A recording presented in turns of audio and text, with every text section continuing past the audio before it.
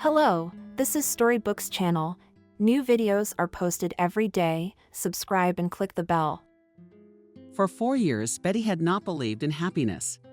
Once she had everything a woman could wish for: a loving husband, 3 wonderful children, a beautiful apartment downtown, exotic trips once a year with the whole family to the end of the world, an expensive car. But everything changed dramatically when William died. The man was coming home late at night. A meeting at work had gone long. He never felt sorry for himself, realizing that a large family must be adequately provided for. Work took up a lot of his time. But even in such a busy schedule, he found days that he could devote to Betty and the kids. That unfortunate night, William got behind the wheel of a badly washed-out car. Their company was preparing for an important project, so the man hadn't slept much in the last few days. The road was empty, so at some point William relaxed and apparently lost his guard. He simply did not notice the danger coming at him. At an intersection, a truck slammed into him at full speed. There was no chance of escape. Looking at the traffic camera footage, Betty realized that if William had slowed down for even a fraction of a second before the intersection, the terrible tragedy would have been avoided. Inattention and fatigue were to blame. And of course, the driver of the truck, who presumptuously hoped to speed through the deserted intersection on a red light. There's no way to blame anyone now, because there's no coming back. It took Betty a long time to accept what had happened. When she received a call from the police, the woman was convinced that she had been the victim of a telephone prank or scammers who were pulling money out of gullible relatives. Reporting that a family member was in trouble, but something in the caller's tone made her wary. Senior Lieutenant Jacob, as the man introduced himself, was waiting for her at the neighborhood morgue. Betty got there in 10 minutes. She almost had an accident on the way. She entered the building on wobbly legs. Yeah, this is crazy. The woman convinced herself. There must be some mistake. It's not the first time Vidia's been late for work. And the fact that the phone was silent was just to avoid distractions.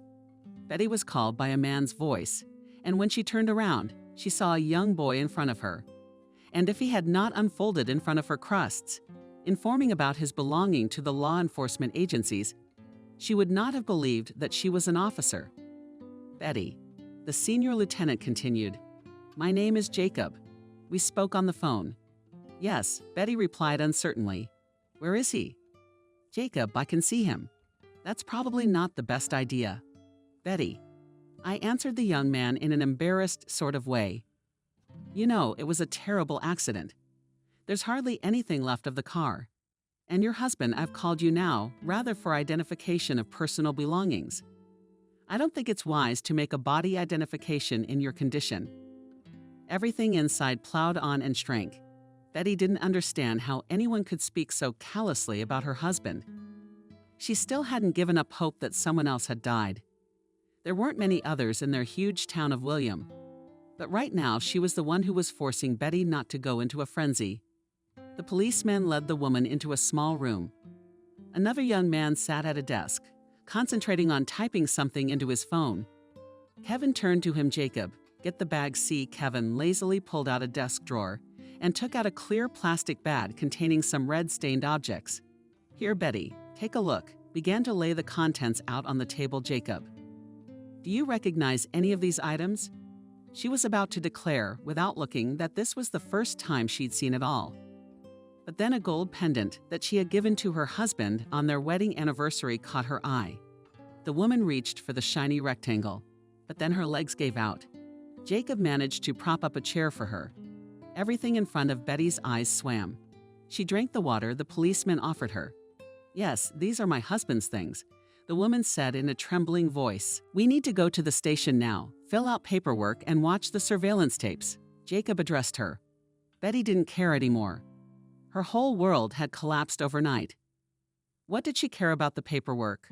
She fell into a kind of half-forgetfulness and reacted to the words of the staff, clutching William's pendant tightly in her hand. All she cared about now was how to tell her children that their daddy was gone.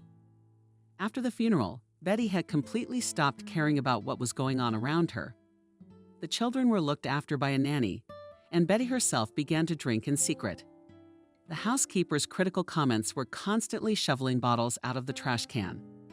The woman did not react in any way. She locked herself in her room and spent long hours looking at pictures of their once happy family. This went on for several months. Waking up on a frosty winter morning with a severe headache, Betty felt as if she had woken up. Looking at the mess around her, the woman cried. Only now did she finally realize that William would never come into their bedroom again, never hug her or call her. There is the omelet he always made on weekends for breakfast for the whole family.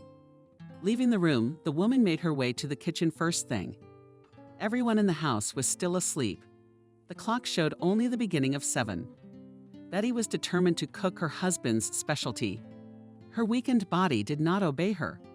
It was only on the 3rd attempt that she managed to knead the dough. When the last of the scrambled eggs had migrated from the skillet to the plate, Kate came into the kitchen. Her eldest daughter was 8, but she was remarkably advanced for her age. "Mommy," the girl was surprised. "Are you up already?" Kate tried to smile at the woman and hugged her daughter tightly. "I didn't feel well, but I'm fine now." "Did you make Daddy's omelet?" Kate was surprised. Of all the children, she was the only one to realize that her father was gone. Herb, who was only 5. He cried for a long time, but he couldn't quite understand what was happening. Lissa was just a baby, unable to comprehend such information. "Mommy, everything will be like it was before." "Honey," Betty sighed heavily. "It's not going to be the same. But we're strong, really. We'll try to get through this somehow." Kate sat with a confused look, looking at her mother. The girl could hardly believe her words. The woman had lost a lot of weight. Her always neat, stylish hair had turned into a crow's nest. Under the eyes darkened and horrible circles. Her hands were treacherously shaking. You know what Betty suddenly suggested? "Why don't we have a beauty day this morning? Just the 2 of us." They used to do this kind of thing on a regular basis. The first Kate had everything a little girl could want in a family. Therefore, hearing the mother's proposal, the daughter did not hesitate to agree. While they were talking, Herb and Lisette entered the kitchen accompanied by Wendy, the invariable nanny of the Johnson family. Her brother carefully held the little girl's hand, seeing her as a princess. "Mommy." With glee, the little ones cried out, hugging her. They were used to seeing their mother in the kitchen in the mornings. Betty left the room, rarely trying to keep the children from noticing her condition. My good one smiled at Betty, hugging the little one. "Good morning, Wendy." "Good morning. I see you're in a good mood today." Carefully, Betty answered her. There was relief in the woman's eyes. She had been worried about Betty lately. She had been working for the family for 8 years now. In that time, getting used to everyone as if they were family. With William's death, everything had changed. But watching Betty fade away was unbearable. Wendy willingly moved in to help out and take over some of the household duties. Aunt Wendy went to Nanny Kate, and today my mom and I are having a beauty day. What you say, my good girl, it's about time. It's better than being cooped up in 4 walls. The day after tomorrow, Betty and Kate set off on their beauty expedition. What did they call a visit to the salon together? Betty was quickly tidied up, and Kate was given a charming braid. However, there was a hitch at the reception. The receptionist said, smiling guiltily, that the payment had not gone through. "Let's do it again." When the payment didn't go through a few more times, she wasn't seriously worried. Taking cash out of her purse, the woman paid by getting into her car. She called the bank and reported her problem. Betty was politely answered by an employee. "You see, the account to which your card is linked is frozen. I can't give you the details over the phone. Come to the office." Betty and William had a joint account. The woman never gave much thought to how much money was in there, and knowing that her husband made very good money. The message about the freeze confused her. Surely it was some sort of technical glitch. The woman convinced herself, "Now I'm going to the bank and I'll find out." But the bank didn't say anything comforting. On the contrary, the situation seemed much worse. The account had been seized and blocked. William was in some kind of debt that Betty had no idea about. They'd never kept secrets from each other.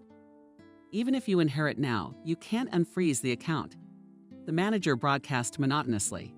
By law, debts are inherited too. So here you can either sue, trying to get your money back, or accept it. Neither option suited Betty.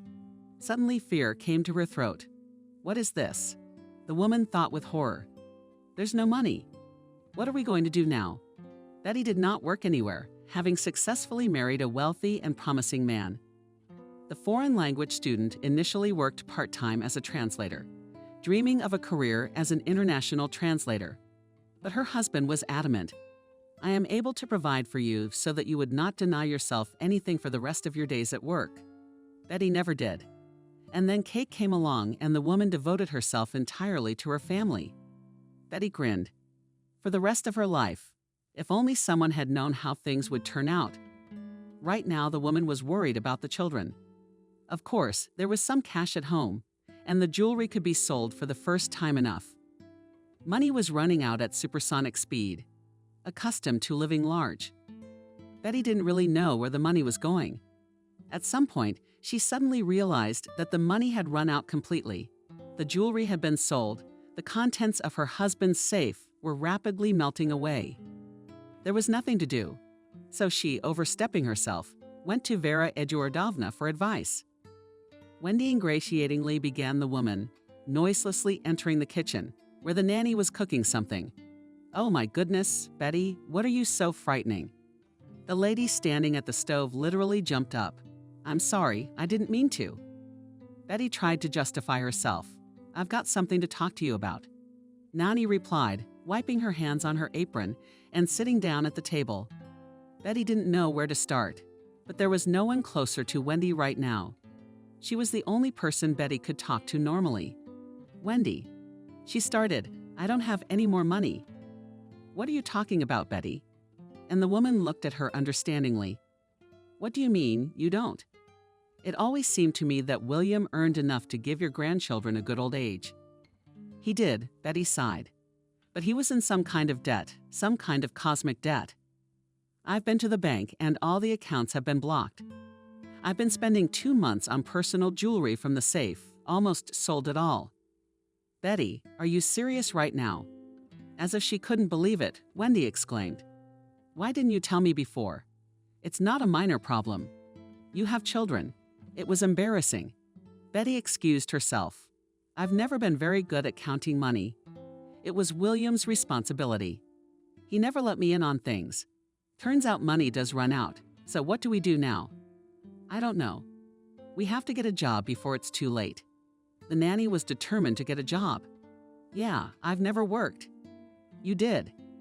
You know, I got married right after college, and Vidya wouldn't let me earn money on my own. Well, you have a good specialty. Translators are always needed. Wendy didn't give up. Do, where I'll be hired. I graduated from the institute 10 years ago, inexperienced. Nothing to be afraid of, the nanny went on. Work on the internet.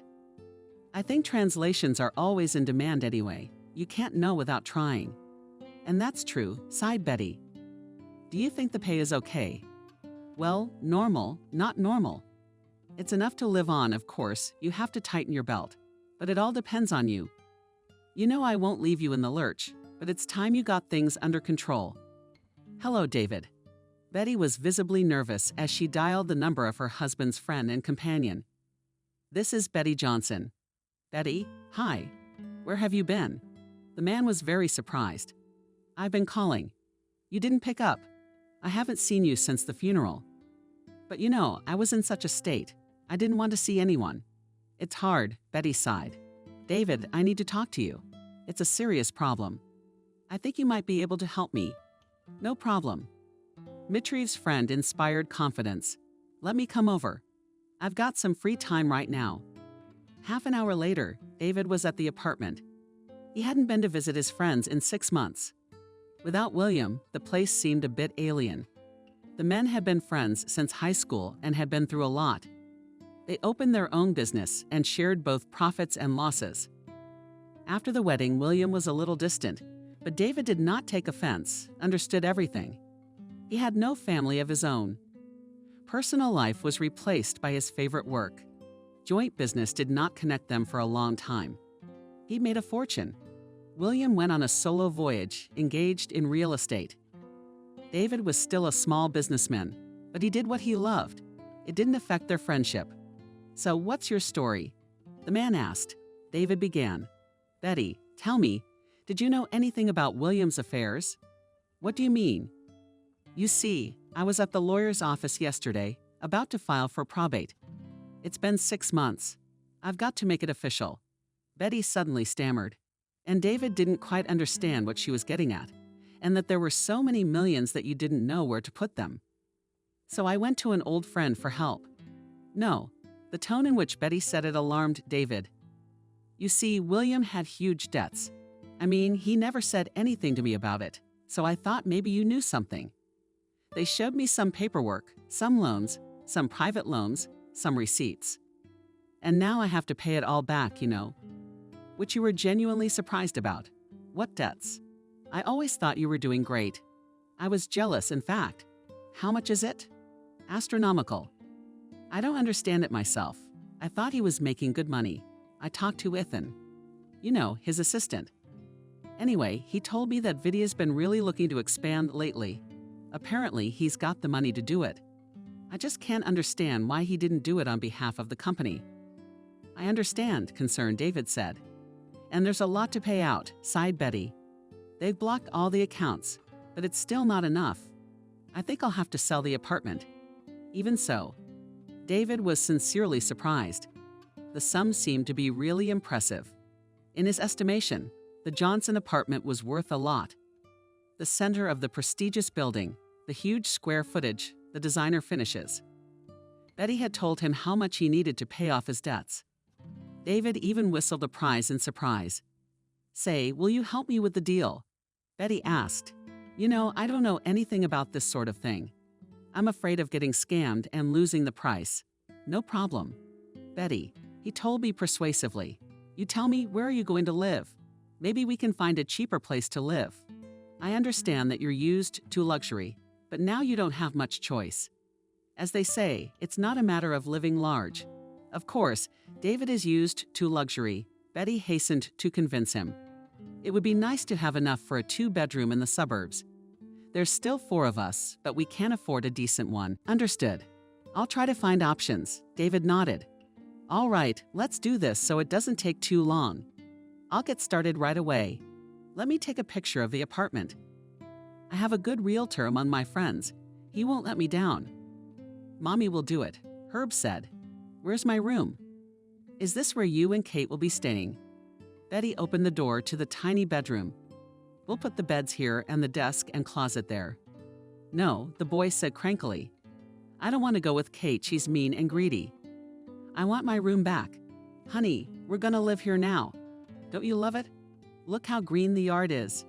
You'll even have your own tree. By own tree, Betty meant a huge cherry tree with branches that literally burst through the window of the future nursery. And Lisa? Herb persisted. Lisa will live with me. There's plenty of room for us. Trying to smile, Betty answered her son. Kate entered the room. The girl's face showed that she was not happy about her new home either. Mommy started her off.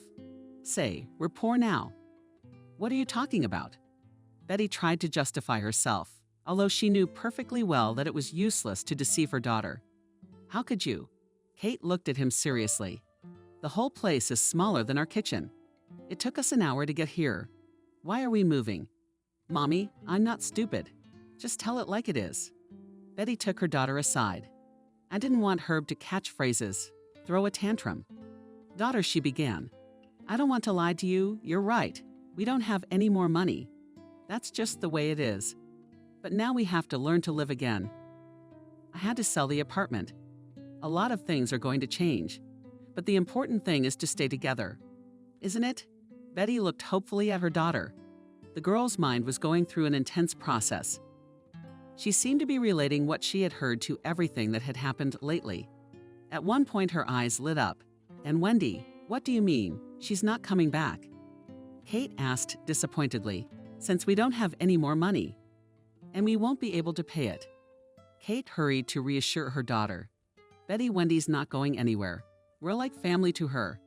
We'll just see her a little less often because she'll have to work somewhere else. But she'll be happy to come to us on weekends. Wouldn't she? Who's going to take care of Lisa and her while they're at school? Well, I'm working from home for now, and then I think daycare will pick up.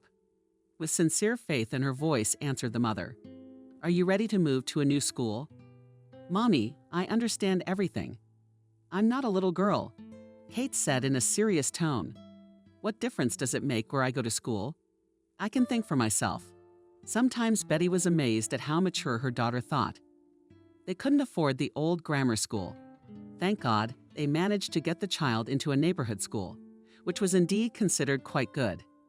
But still, it is a stress for the child, accustomed to classmates and individual approach of teachers.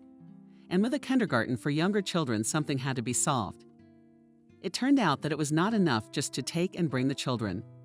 The queue was huge, and Betty could not afford private institutions. The cost of attending such seemed exorbitant. And then there were 2 children. Wendy's services, of course, also had to be refused. The kind woman agreed to help with the housework, but Betty felt she had no right to exploit her all the time. She managed to find some work, but translations from French were of little interest now.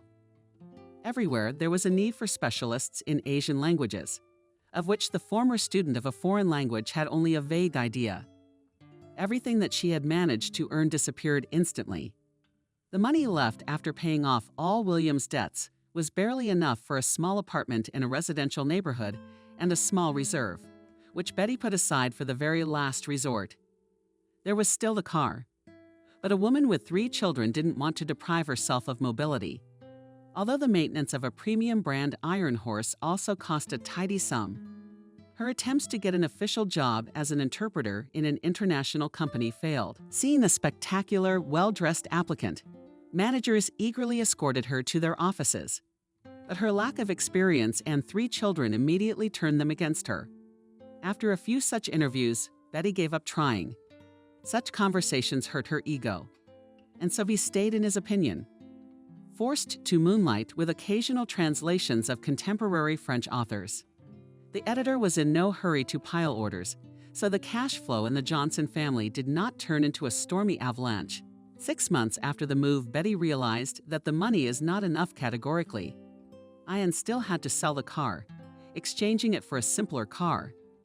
The school Kate went to, although it wasn't elite, still required a lot of money.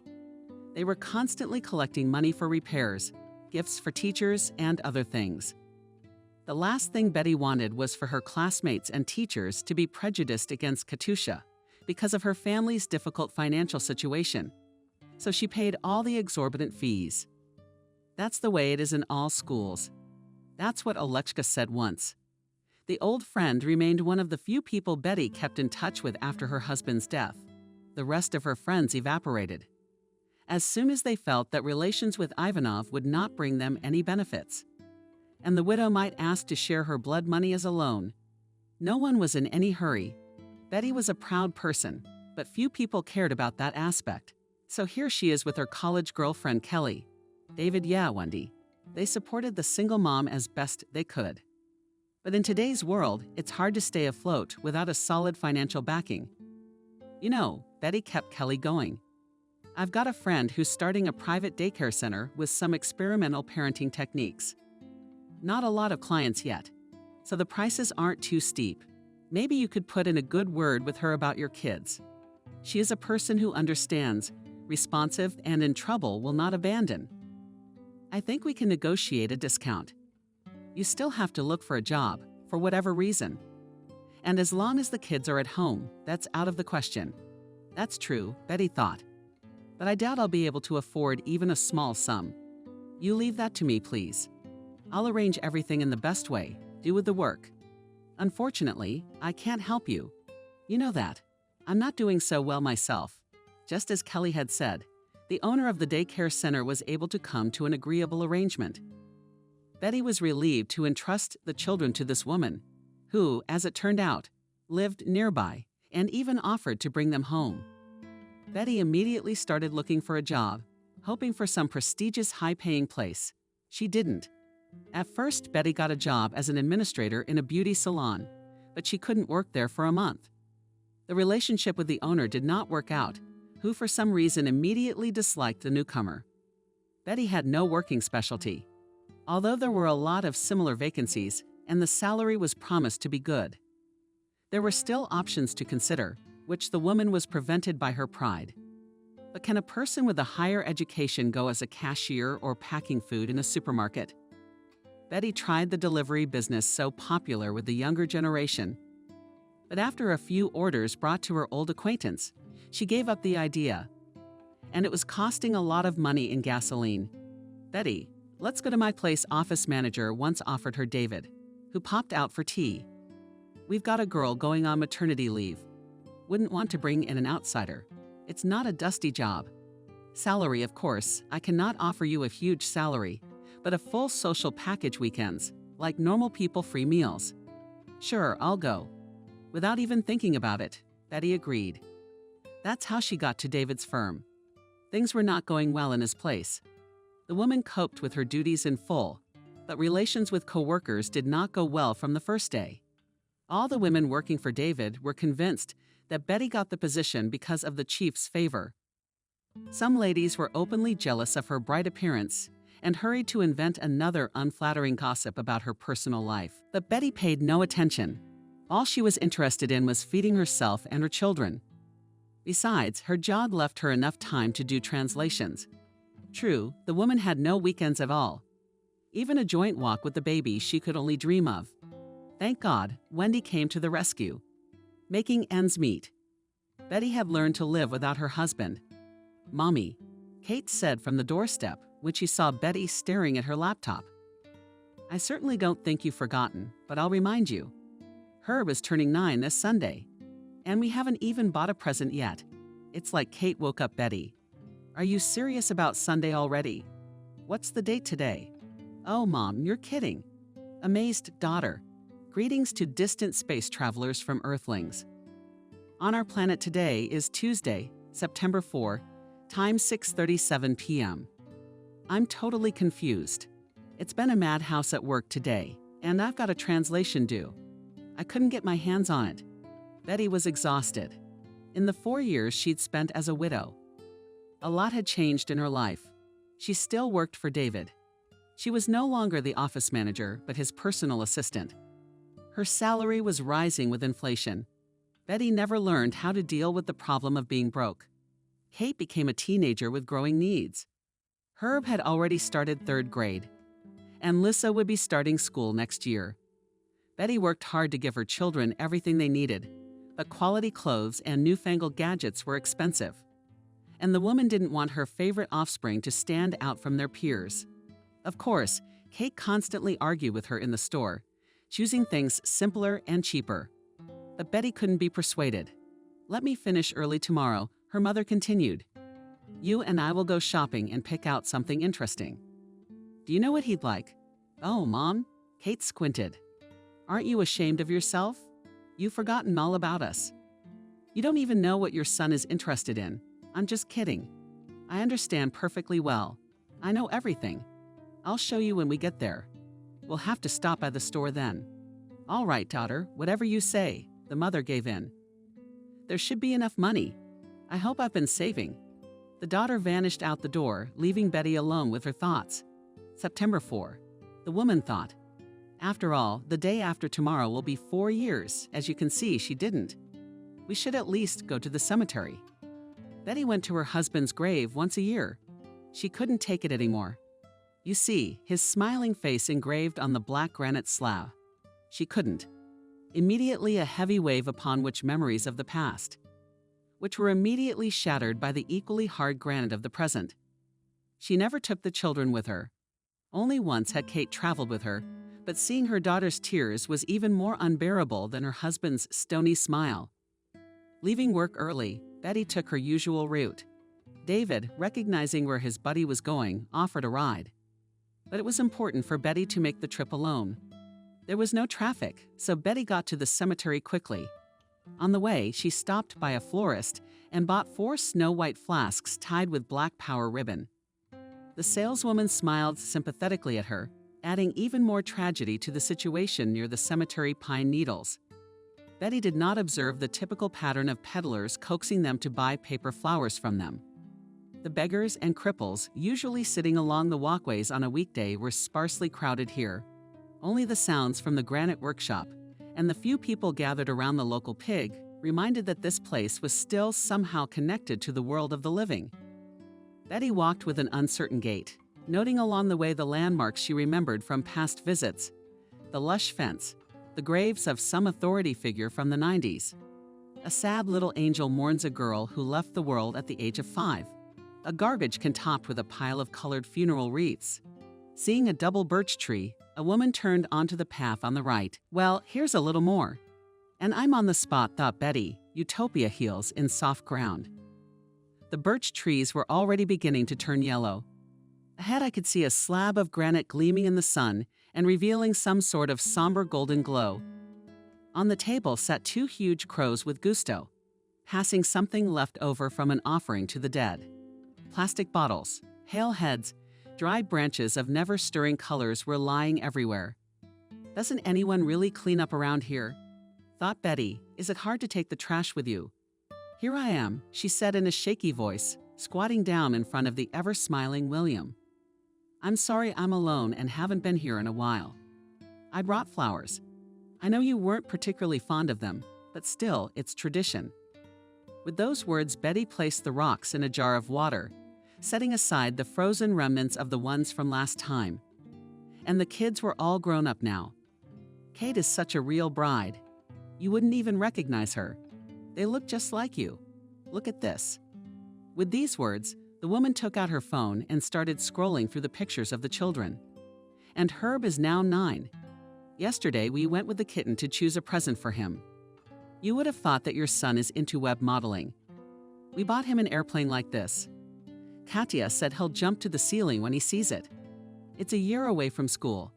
She's smart. She's already reading and writing.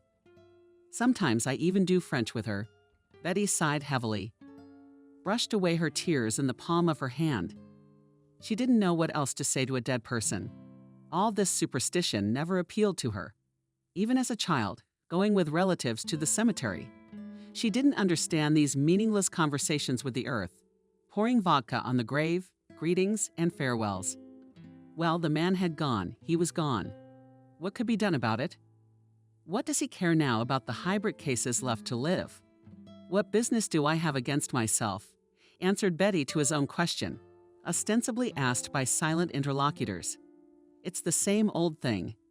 I work at David's. I don't know where we'd be now if it weren't for him. I don't make a lot of money, of course, but it's enough to live on. Wendy supports us a lot. She's retired and often takes the younger ones to her dacha. All summer long, she took them to the vegetable garden. She never left the berry patch, and Herb has learned to swim. I'm thinking of enrolling him in the pool. The kid needs exercise anyway. For about 15 minutes, Betty sat in complete silence, immersed in the memories of birdsong, immersing her in some marvelous state. Suddenly, this calm was broken by a crackling noise. Betty shuddered fearfully and looked around. Not far from her stood an old man hesitatingly looking at her. I'm sorry I startled you. The elderly man addressed Betty in a peaceful tone. You see, it's Thursday. There's no one here, and I'm lost again. How lucky am I to have met you? No, not at all, the woman replied. You didn't scare me at all. I was thinking, I didn't expect anyone else to be here. Can I help you? If you don't mind, could you help me find my wife's grave? It's been so many years, and I keep getting lost in these gravestones. As if she didn't want me to see her like this, the old man smiled embarrassedly. Yes, of course, she agreed, or rather rose from the ground. Well, I mean goodbye. I'll go. I promise not to be discouraged. I'll give the kids a hug. Betty went to the old man to grow a floor and a cloak. She noticed he was holding a tiny bouquet. That's a must, she thought. I wonder where he found those flowers. They don't look artificial. My name is Michael. The older man introduced himself. And I'm Betty. Nice to meet you, Betty. It's a pity that our acquaintance happened in such a peculiar atmosphere, as if the old man apologized. I see you're interested in my flowers. I'll be honest, I didn't even think it was possible to find Slavs in our city at this time of year. Even abroad, it's off-season. Are you interested? I am. Michael smiled. When my late husband and I traveled to Provence, we visited the quantum fields. The tour guide told us that these flowers are rarely found outside the country. They don't take root anywhere. It's not the right climate or something else. So I was surprised. This is homegrown lavender. I grow them in my own greenhouse. Well, greenhouse is a bit of a mouthful, but lavender? Helen, my wife, was very fond of these flowers. I didn't share that sentiment, but I can't come here empty-handed. I'd like to make her happy. Oh yes, the old man's worried. Let's try to find the tombstone. I used to turn around at that stone bollard, but it's changed in a year. It's weird. I can't find it. It's a white marble monument, not very tall. And there's a bench next to it. Betty looked around. She never really cared much about who was buried next to her husband. A couple rows away. To the right, she noticed several monuments similar in description and immediately headed toward them. On her third try, she found the right grave. Michael called out, "I think I found it." "Come here." The old man walked slowly between the rows of graves, trying not to stumble on the grass and slippery paths from the recent rain. "Hello, Helen." He spoke cheerfully, kneeling down on his knees right on the ground. "Again, you didn't want me to come. And in vain, as you always think to yourself, you know what I'll find anyway." Betty looked at the photograph on the monument, an old but surprisingly beautiful woman. There was something subtly oriental in her appearance, and her eyes seemed to be laughing, filled with childish joy. Judging by the date on the plaque, the woman died 10 years ago and also on September 6, as you can see. What a coincidence, Betty thought. I wonder if she wasn't too old yet. Sore, I guess. Suddenly, the old man's voice broke the silence and interrupted her thoughts. He spoke in French. The last thing Betty expected to hear now was French poetry. Not just any poetry, but an excerpt from a famous poem by Arthur Rimbaud, to whom she had dedicated her thesis. In the rolling tides of winter, too. I ran, ogled as the mind of children and peninsulas, breaking away from the land, had not known the triumph of such wild passions. By itself succeeded Betty in translating the stanza uttered by Michael. The old man froze, slowly turned his head in her direction, and looked in surprise at the woman for whom it was worth nothing not only to recognize the rare poem, but also to reproduce it in American. "Well, well, I see you like Arthur Rimbaud," the old man inquired. You see, embarrassed Betty takes a seat on the bench. I studied French as a student, and this Rimbaud poem was the subject of my thesis. I was literally mesmerized by this boy poet, because he had no other works. And this poem left a significant imprint on French poetry and literature in general. To say that I was surprised to hear it here now, and in excellent French, is not to say anything. Yes, laughed Michael. There are coincidences in life. How can you not believe that everything in the world happens for a reason? Betty, it's a poem. Helen was obsessed with it. My wife had an excellent command of French. As a young woman, she was into translating the classics.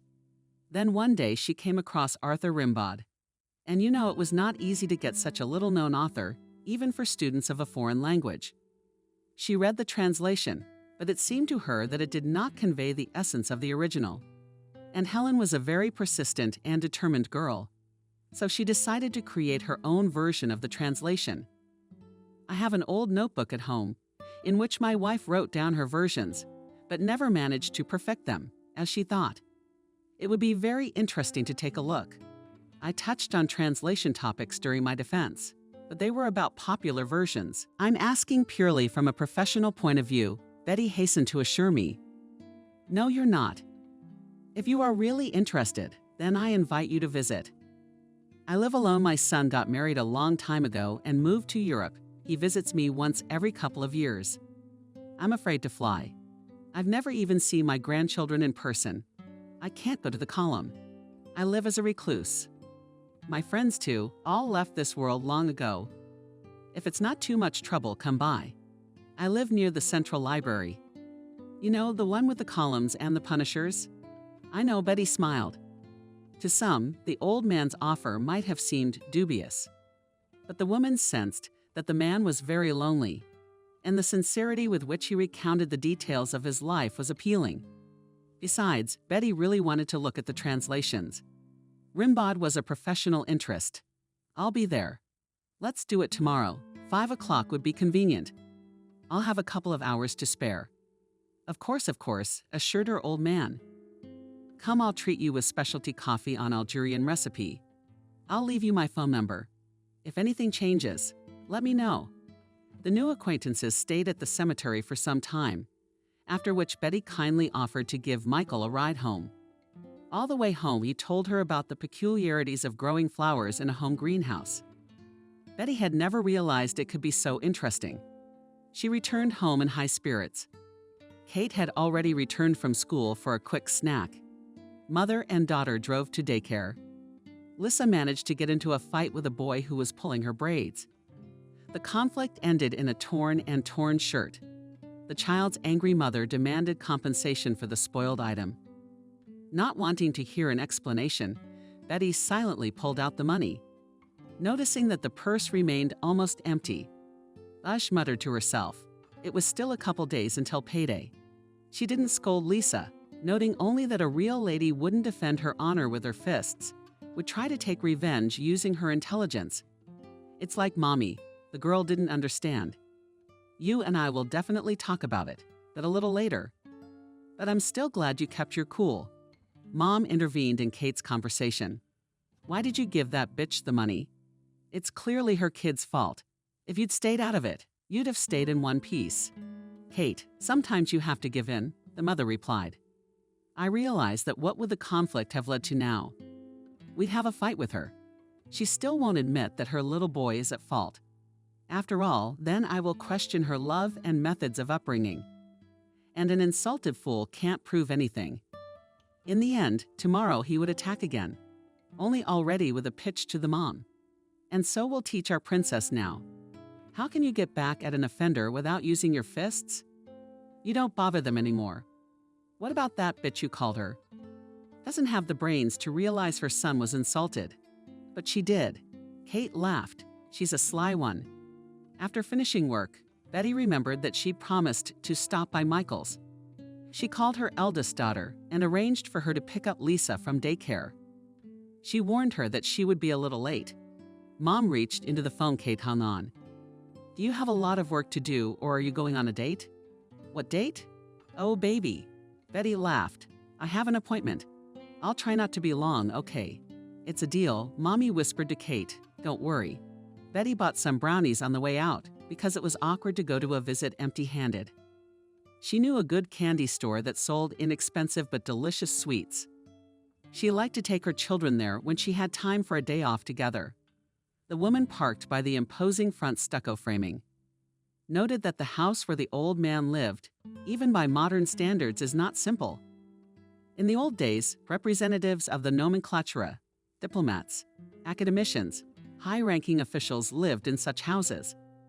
And today, only very wealthy people could afford an apartment in such an architectural object. Michael lived on the 7th top floor.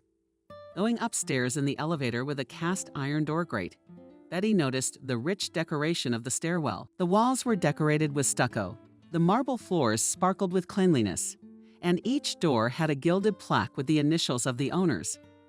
She rang the bell at the door and was told that Ferguson lived behind it. The woman waited quite a while before she was opened.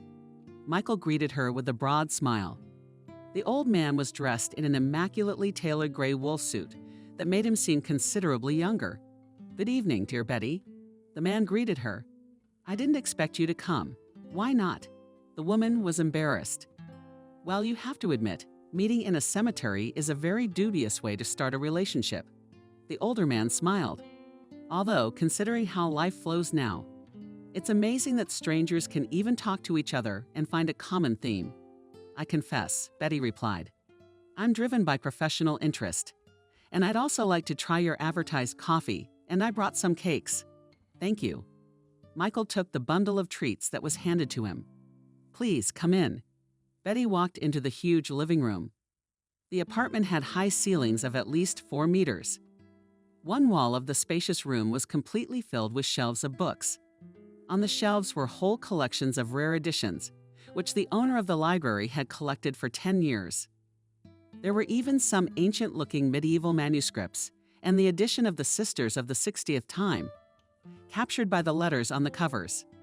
Apparently, the owner of the apartment was an extremely well-read man, so you could tell by the order that reigned on the bookshelves that their contents were not just decoration or an attempt to impress. "I see you like my little collection," Michael inquired, bringing coffee and sweets into the room under his nose. "Wow, small," replied Betty, continuing to look at the books. "There are at least 2,000 volumes, 3047 to be exact," the old man informed. There were more. But after Helen died, I donated some of it to the university library, as she had willed. And I'm retired now, but I can't afford to read like I used to. My eyesight's not what it used to be. And you know, Salty was somehow more interesting to discuss what I read than to be alone with my opinion like that. Sometimes I open her favorite illustrated editions and just admire the drawings. Here, for example, Michael reached for one of the shelves, on which stood a whole collection in brightly colored covers, decorated with golden Arabic ornaments.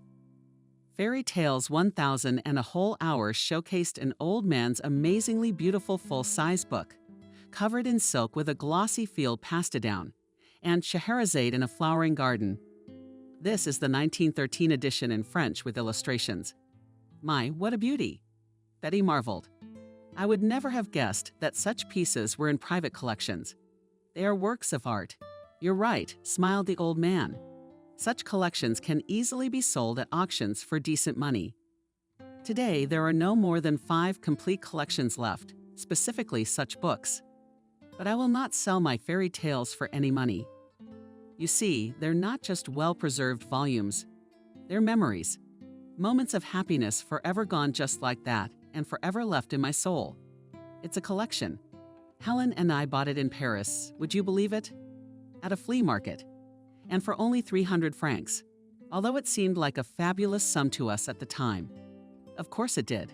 When Soviet citizens got to foreign countries, they bought everything that differed from their usual life. But for some reason, Helen and I didn't go to fashion stores and perfume stores, but went straight to hunting for antiques. The seller asked for 400 for the books, but we had only 300 francs left. Seeing the fire in my wife's eyes, the salesman couldn't stand it and gave in. He must have regretted it 1,000 times over. After all, today the cost of such a collection is at least 30,000 euros. What are you marveling at, Betty? Is it really true? Sighed the old man. So what's the use of money if you can't buy anything with it? Think about it. Where can I go, old man? Such a sum won't bring any joy. Put it in the bank. What's it for a funeral? Maybe, because it's expensive to send him to the grave for that kind of money. I'm not some pharaoh. Betty laughed. Michael was right. She wondered what she would have done if she'd owned such expensive books. She probably wouldn't have hesitated to sell them. He was the one who didn't need the money. Betty has children to raise. Every penny counts. Such luxuries are a thing of the past. And if the books belong to the children, then no, not at any price. That would be too low. She'd be better off scrubbing floors. She would stay up at night, but she would never deprive her relatives of the right to possess such a treasure. Michael's coffee first from behind a fine china cup. Oh, what wonderful coffee! I've never tasted anything like it, laughed the old man. I'm glad you appreciate my specialty recipe, although it's not quite right to call it my own. I learned to make coffee this way from an old Arab named Amin. His coffee shop was in one of the old neighborhoods. Arabs in general appreciate coffee. For them, it's not just a drink, but a whole culture. How interesting is that? Betty exclaimed. Have you traveled a lot? Michael sighed a lot. But Algeria is a salty specialty for us. You see, she worked as a translator at the embassy. She was sent to North Africa right after the Institute. At that time, the Union was actively establishing relations with the Arab states. There weren't many specialists. That's where we met her. And you're a translator too. Betty was surprised. No, not at all, smiled the old man. I was an archaeologist. Betty marveled. Yes, I agree. Not exactly a common profession, replied Michael. For a long time, our group did excavations all over the state. My specialty is Orientalism. I lived in South America for a long time. We found a lot of stuff there. And in the 70s, I received an unusual offer from my university to go to Algeria to excavate in Jammu. Of course, I agreed. It was practically impossible to go abroad at that time. I should not have refused such a chance. And interest, can't go anywhere. So here we are, off to Africa. At first, of course, everything seemed wild, especially the unbearable heat and the absence of the usual amenities. We drove into the mountains. It was very hard to get there, and to be honest, it was scary. People were frightened by the very terrain, and our guide looked like a criminal, Jimmy Hill. This is an ancient Roman city. They started studying it in the early 20th century, so we weren't exactly pioneers. But we had to take into account that Algeria is not a developed country. No roads, no normal stores, and it's in the middle of nowhere. We had to carry all our supplies and equipment on our backs. We had a few mules. I'm still surprised how hardy they are. And Summer, the guide, though he had a creepy appearance, turned out to be reliable and saved us from many dangers. We were several months away from civilization, surrounded by ancient ruins. We saw ghosts and creatures everywhere. But the scariest of all were the nights, or rather the cold that came with them. It's incredible when the temperature rises to +50 during the day and drops below zero at night. In the mountains, of course, it's such a treat in itself, but we were young and brave and obsessed with digging. How did you and your wife meet? Betty asked. Helen. Michael sighed. We first met Helen just as our group was about to head home. The old man drew in more air, as if preparing to dive underwater. After a long pause, he began his story. The excavations of V. Jamel was a success.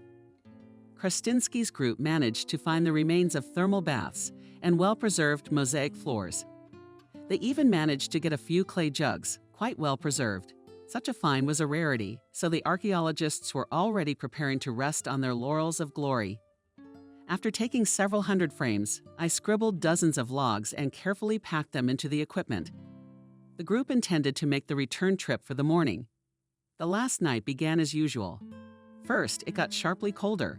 The guys built fires, cooked dinner, and sat down to tell stories.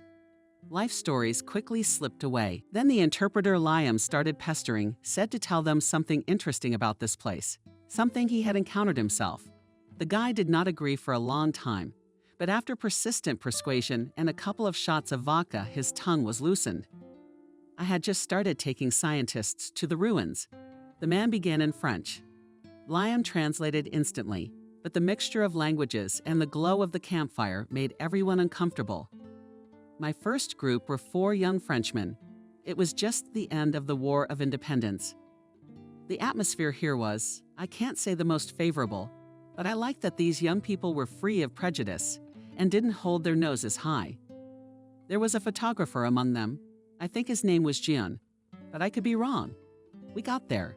It was early September. It wasn't too hot during the day, so it was easy going. At the place the guys set up camp, and I went to debunk.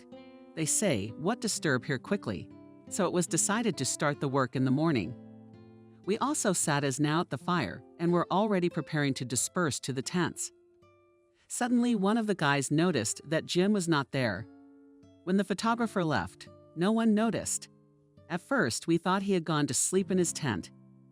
Ours didn't turn out to have one. We walked around, calling for him, trying to find him with flashlights. We didn't get any results. The guy was gone without a trace. Not that it's hard to get lost here, but you run the risk of falling into the mountains and getting shot. Sleep was out of the question. Every minute counted. We split into pairs and continued our search. Francois and I went into the mountains, and the other 2 guys went to survey the ruins. When dawn broke, my partner and I returned to camp.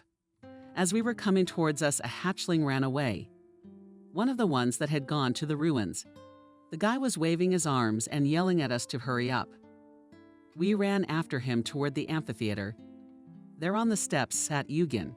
His head was as white as chalk, though only yesterday he had been a searing brunette. He was frantically clutching his camera and muttering to himself. Only one word, no. It seemed as if the guy couldn't see anyone or anything around him. His pupils were severely dilated, his lips were quivering. He didn't respond to our words. We got him to the camp, gave him tea, and put him to bed. In the morning, he seemed to regain consciousness, but he remembered nothing at all. Perhaps he had managed to take some pictures, but I was never to know. As soon as the guys left, I never heard from them again. There was silence around the fire. The silence was broken by Semyon. Of the whole group, he was the only one who believed in the existence of otherworldly forces. You know, last night I went out of the tent to go to bed, and just in the area of the amphitheater I observed a glow. It seemed to me that the moon was setting there, though it was cloudy.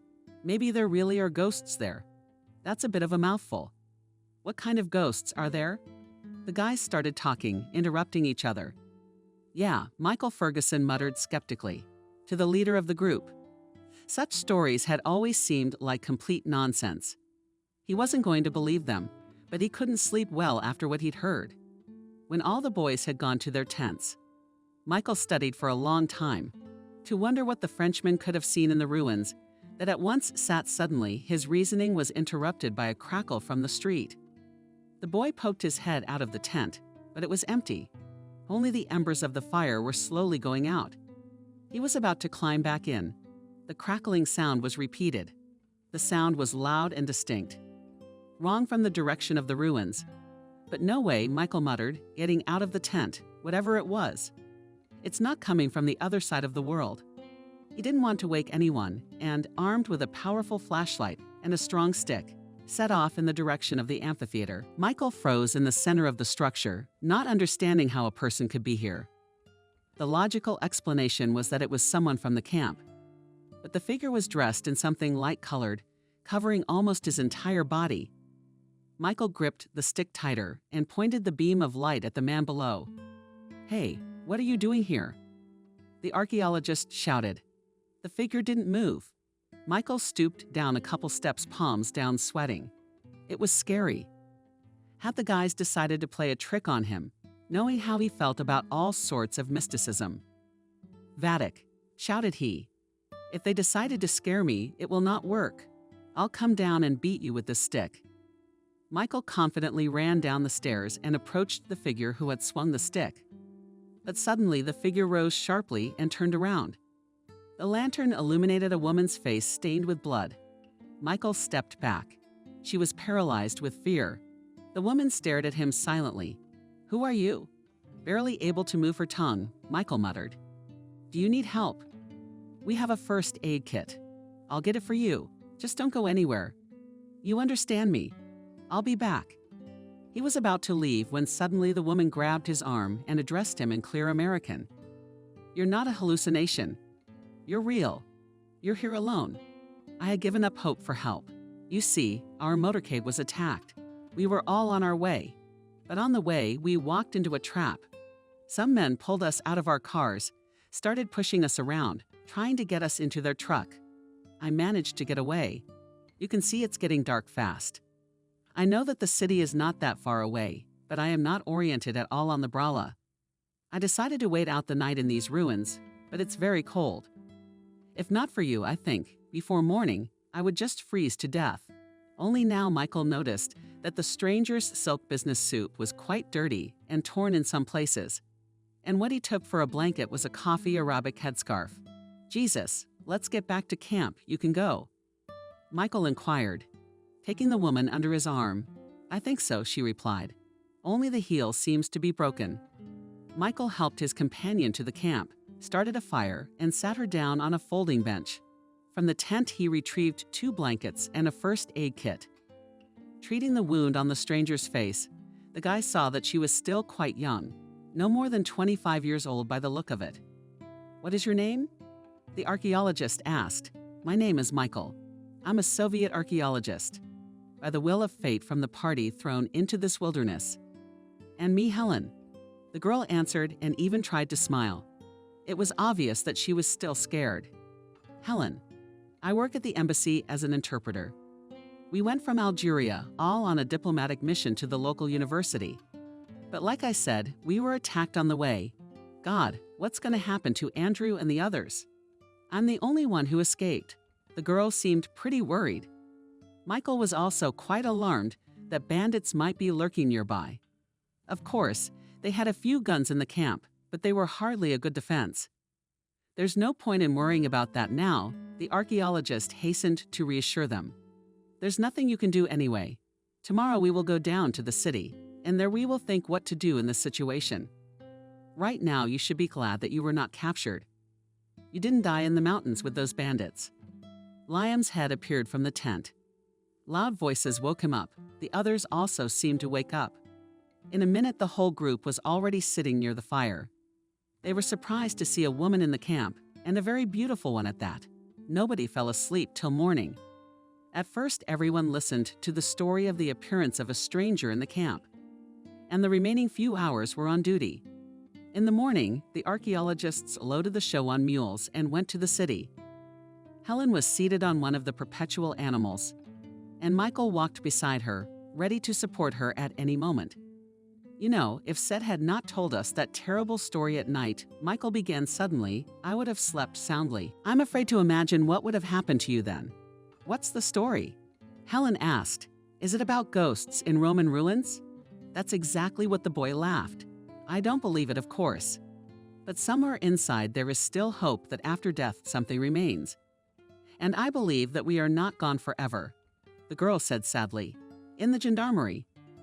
Helen long explained the mustache to this man in the night to mirror-shine shoes and white gloves.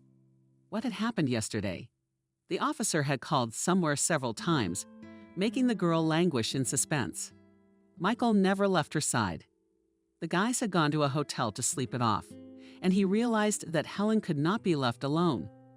After a couple of hours spent at the station, they managed to find out that the diplomatic motorcade had been attacked by a group of radical opponents of the ruling party regime.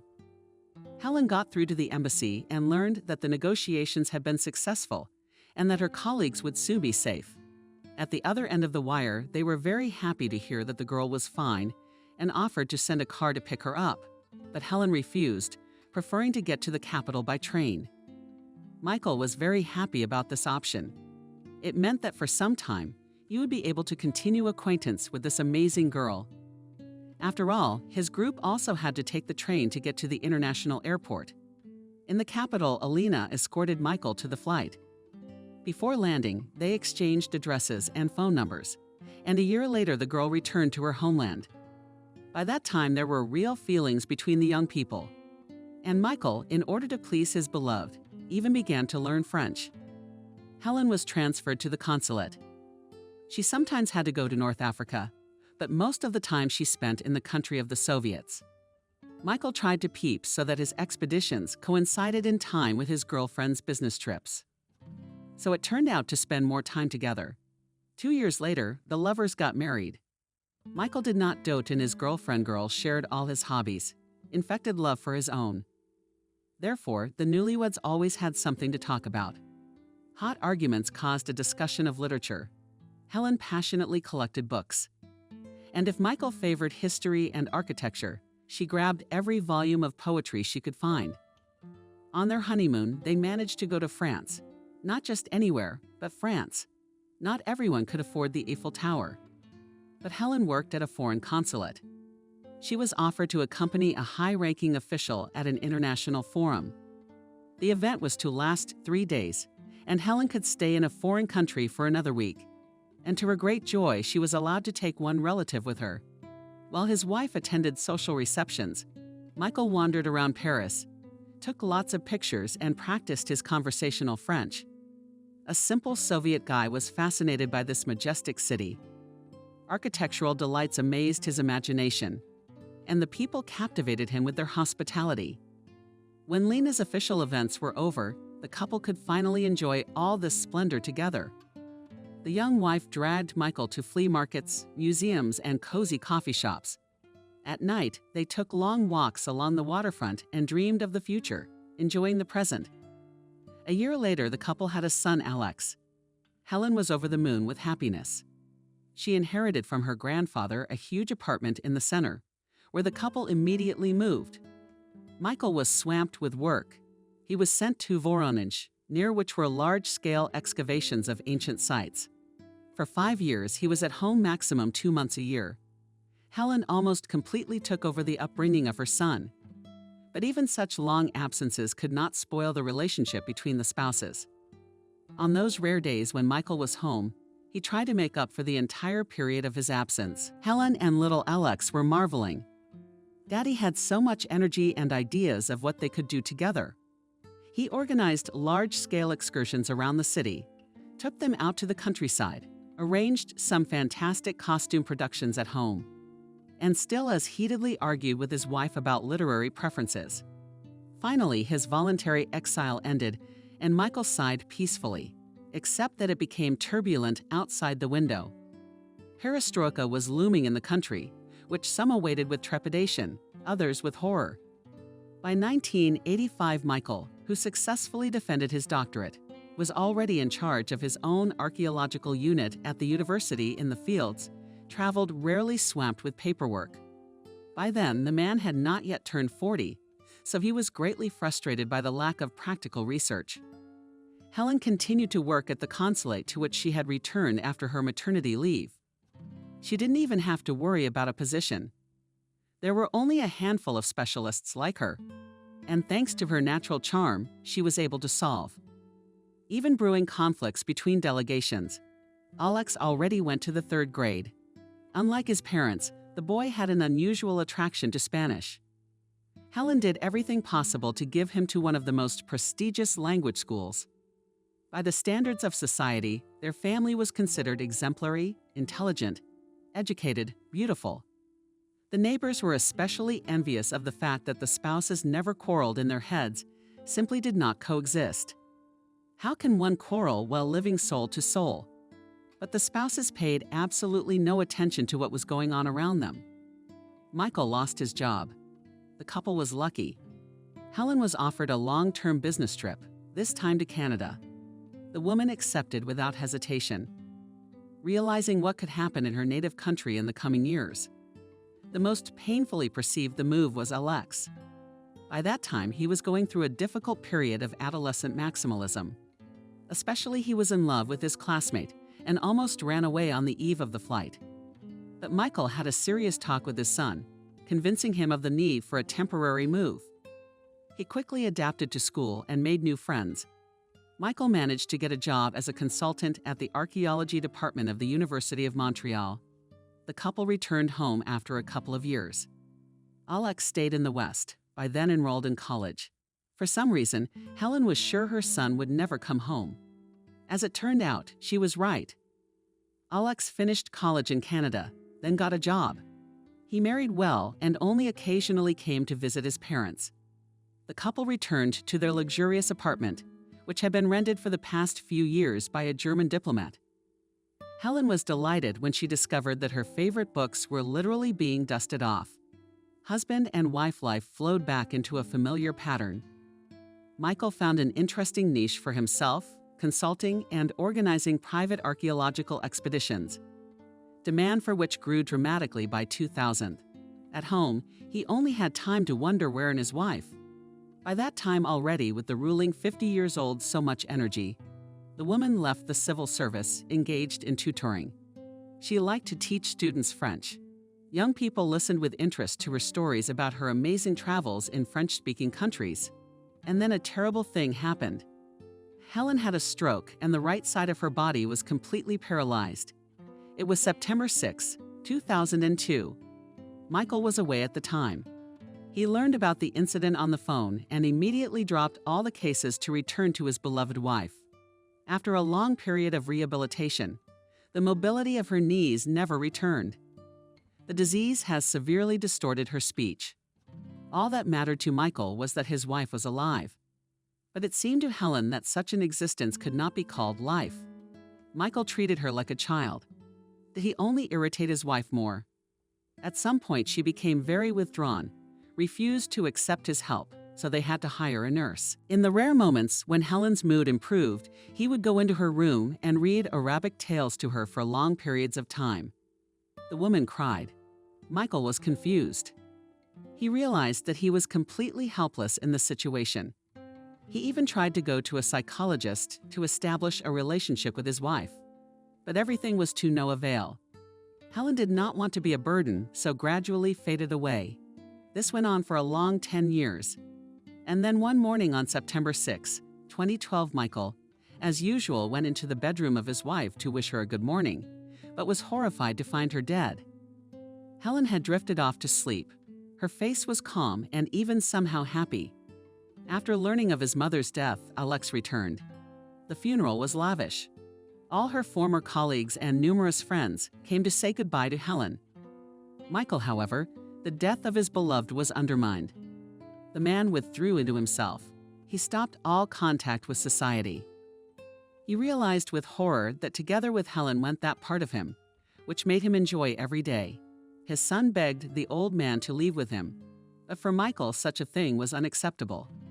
He became fond of color retardation, began to grow in his indoor greenhouse favorite flowers of his late wife Lavender, and every year carried fragrant bouquets to her grave. Finishing the story, the old man sighed heavily. Betty could see that the memory was causing him unbearable pain.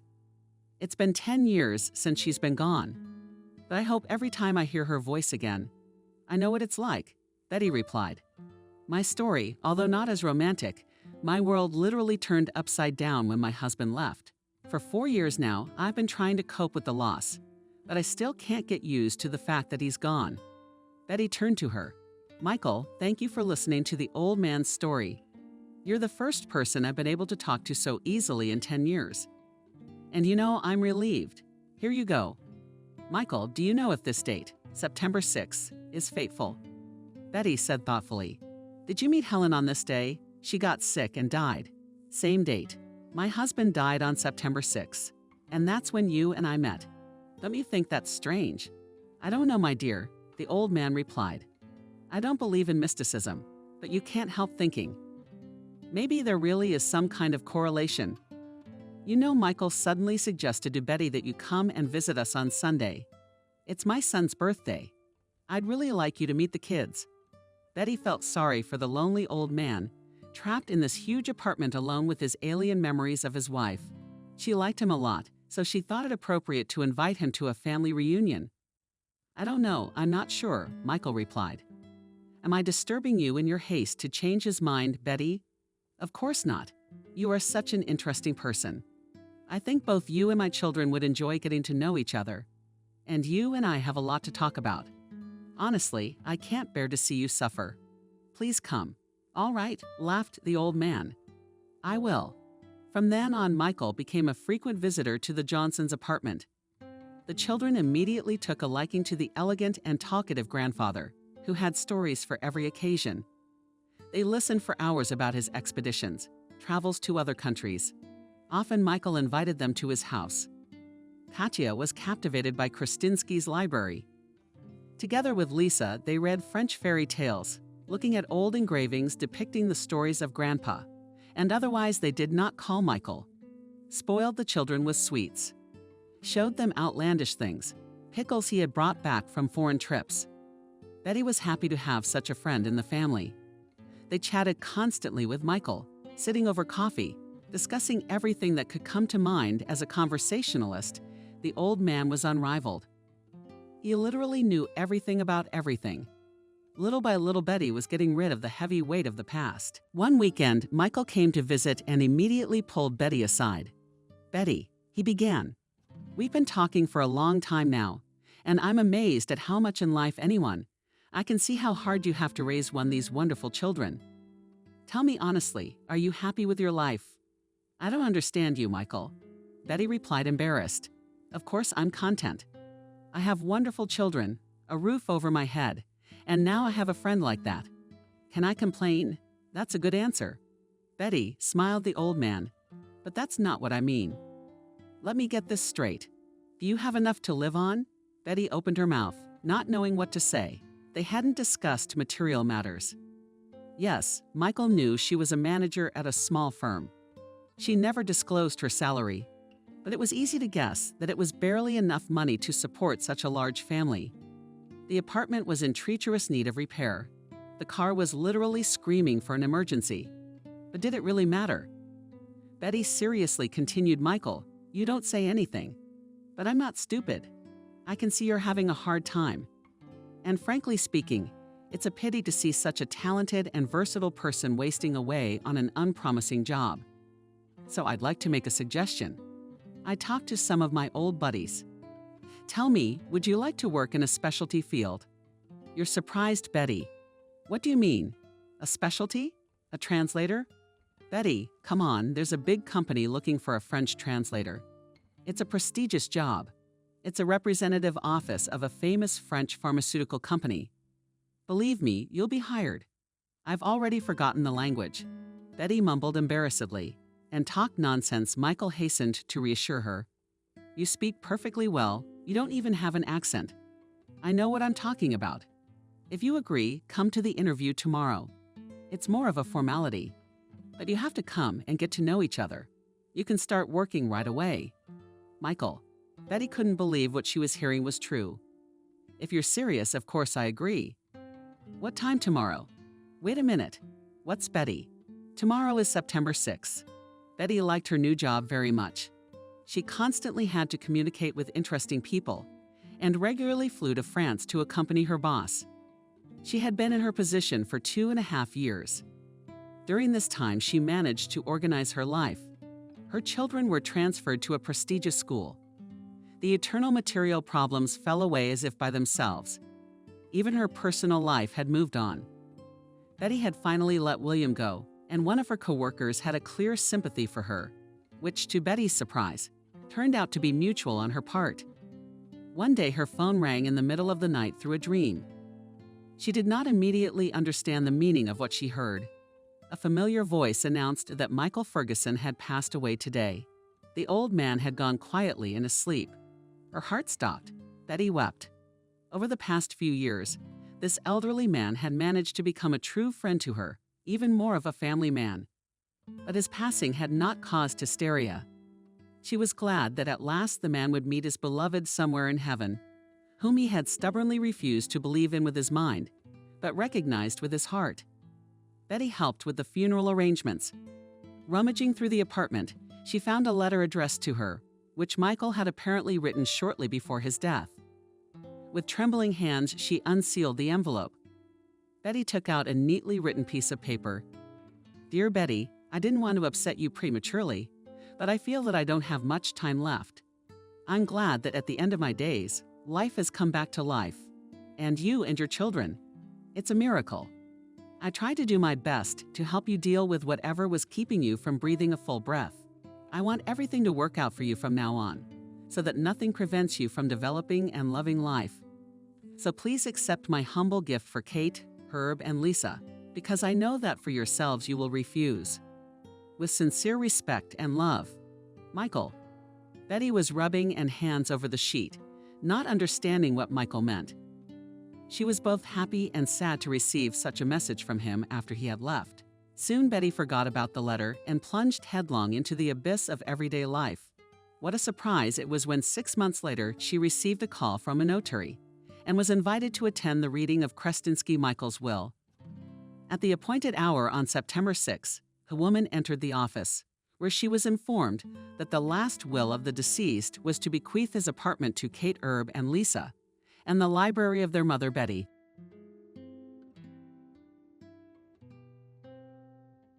Subscribe and click the bell. Kathy knew that one day that day would come, but she didn't think it would be so soon. As recently as last week, she had heard the shopkeepers whispering quietly that their shop would soon close. But the woman did not pay much attention to such conversations because she believed in her own exceptionalism. After all, nowadays such times have come that cleaners everywhere are worth their weight in gold. In fact, it is the most sought-after profession. Everyone is trying their best to make it to the top. And these illusions on the floor of the mop no one has no desire. Therefore, for just a dozen years, the profession of cleaner moved into the category of scarce. Such thoughts warmed Kathy's soul and allowed to believe in a stable financial situation. At least for the next 5 years, she mentally encouraged herself on my piece of bread. It was unlikely that anyone would pry. Kathy cast a not-so-kind glance in the direction where the young shop girls were gathered to gossip. The girls were discussing something excessively loudly, and did not dignify the cleaning lady with even a passing glance. Kathy had never felt socially uncomfortable. This time she was hurt by the disdainful attitude of the youth. To compensate for the loss of moral humiliation, she walked so close to the company that the wet equipment hit the tanned legs of one girl immediately bounced aside. "Couldn't you be more careful? What's with the mop-waving habit?" Kathy was not embarrassed. She stepped into the back room with an indifferent look, still mentally praising herself for her ingenuity. "No one can prove I did it on purpose, but I've put those dolls in their place, making a fool of themselves. And it's empty inside." She filled the bucket with clean water and already wanted to return to the sales room to continue her important mission, as in her seat looked the same girl on whose feet she went through with a floor cloth. The maiden remained at a safe distance just in case and addressed her as an object without gender or name. "The landlady is calling for you," she said to run away. First, the girl disappeared from sight, and only then the cleaning lady's door slammed. He muttered, "Culture's a little lame around here. All right, I'm gonna go to the carpet."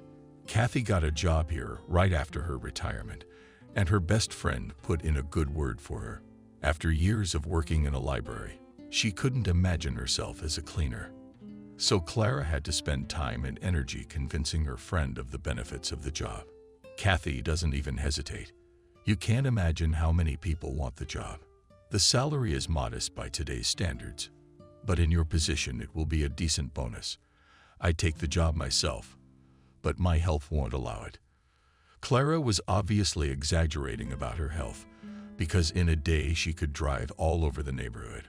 For a while she went to organizations, offering people goods of dubious quality. Then there was a period when Clara sold lottery tickets, but the business did not go too well there, and the woman got out in time. However, she was not bored for long, because one of her acquaintances helped her to get a good job. Clara was so happy that she didn't hesitate to disturb her friend. At 10:00 p.m., she showed up in person and solemnly announced to Kathy, "This is my dream job. You have no idea how excited I am. I had a second wind." Since my friend, other than enthusiastic exclamations, didn't give me anything concrete, Kathy touched her forehead just in case, and only then I asked Clara, "Tell me, what kind of job is it that you can break into someone's house in the middle of the night for?"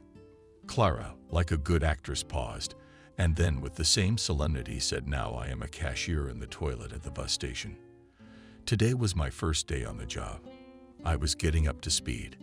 The shock was worse than the painful shock." Kathy started giggling nervously in the hallway, but she was loud enough. What caught Kelly's attention? Daughter-in-one. Mom's out in the hallway. "What's going on in here? Are you sick?" Did that question bring Kathy back to normal? "No, daughter, I'm fine. It's just that Aunt Clara got a good job and decided to make me happy." Kelly looked suspiciously first at her mother and then at her friend. There's a reason they say everyone's got a little bit of a mind of their own. Now I was convinced that as I got older, there were more and more of them. Kathy thought that night, too, that her friend's mind was not right. If she's so happy with such, to put it mildly, not a prestigious job. But time has shown that prestige is nothing compared to the benefits. Clara always had good tips in addition to her main income. She could afford a manicure and styling once a week in the salon. Kathy had forgotten the last time she'd been to the hairdresser.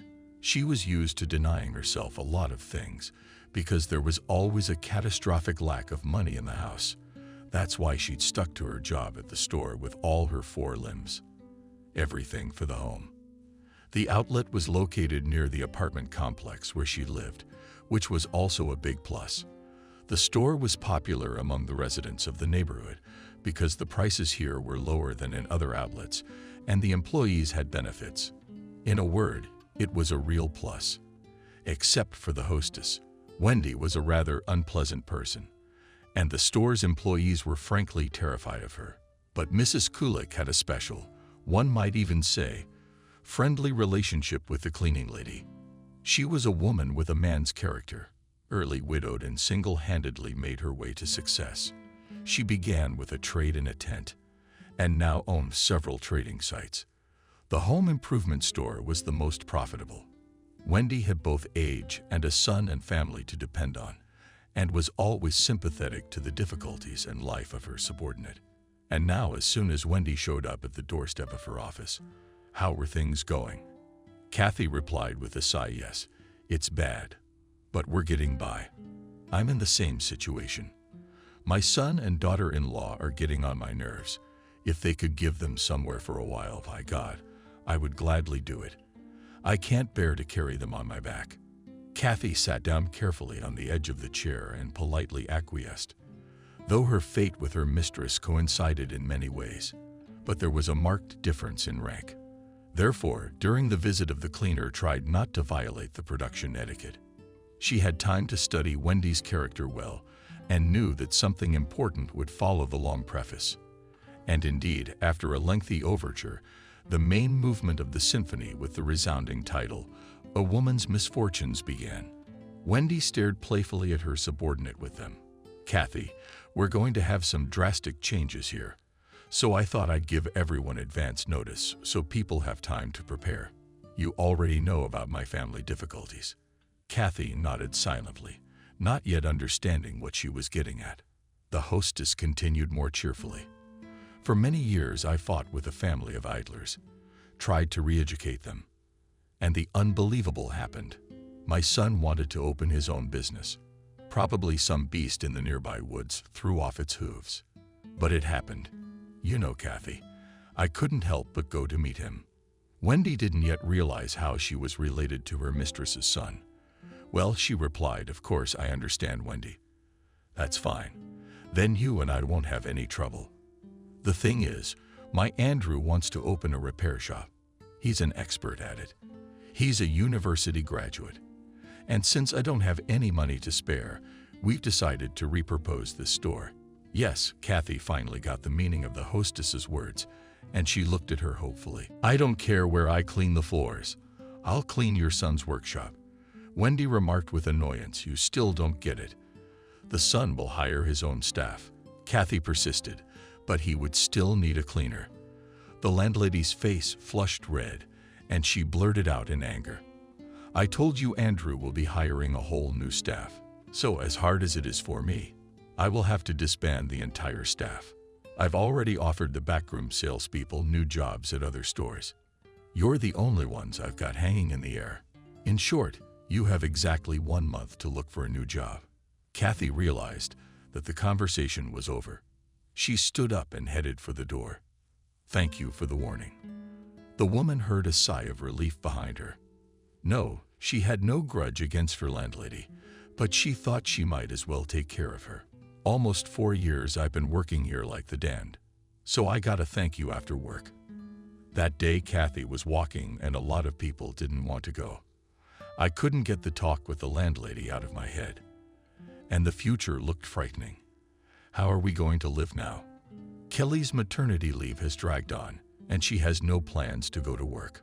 Although Robert is now 5 years old. Son-in-law is also in an endless search and hardly brings money into the house. The woman decided to have a serious talk with the household about further joint existence. But at home, a new misfortune awaited her.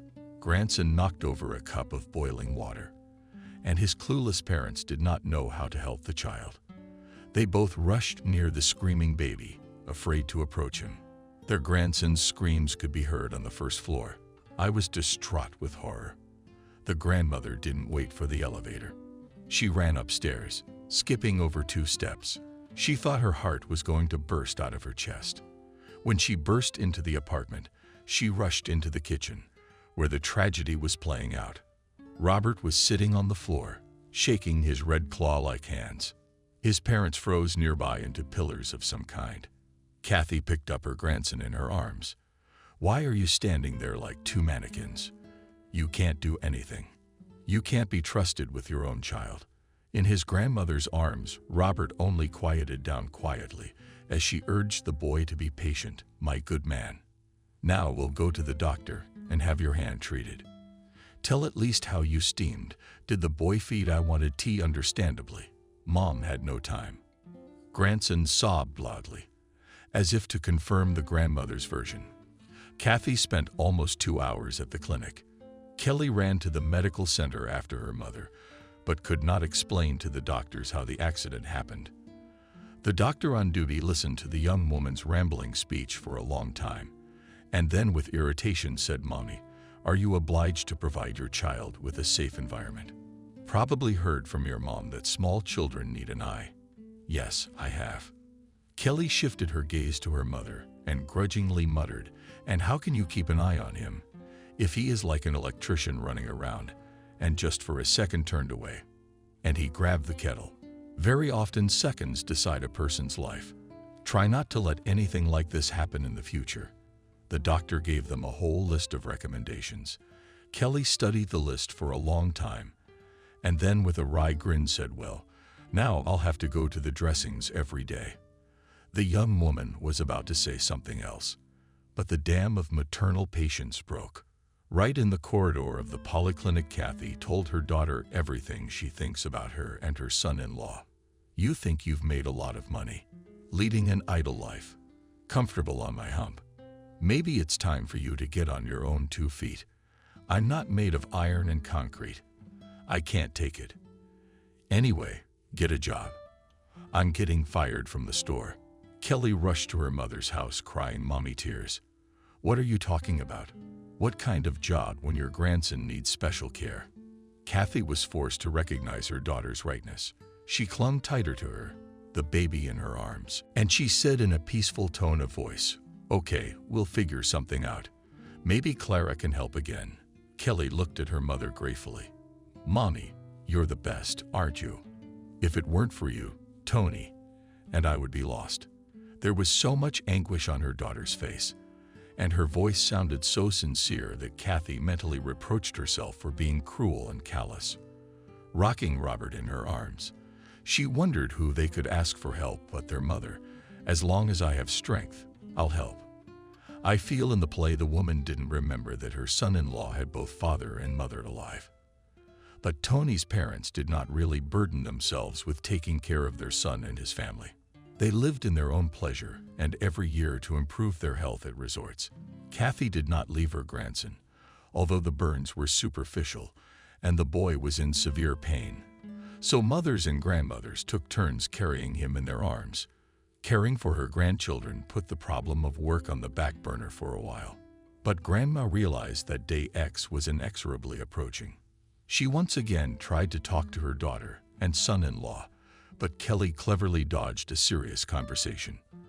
And the son-in-law said to Kathy, "You're always badgering me for a piece of bread. And I, by the way, also contribute to the welfare of the family. It's just that I'm going through some temporary difficulties. So I ask you not to artificially inflame the situation and do not pressurize me." She could still forgive her daughter some liberties, but her son-in-law's insolence made her furious. "Tony, I'm not a horse to carry you all. You're a man. Aren't you ashamed to sit on my neck?" My son-in-law looked at her strangely and confessed why I should be ashamed.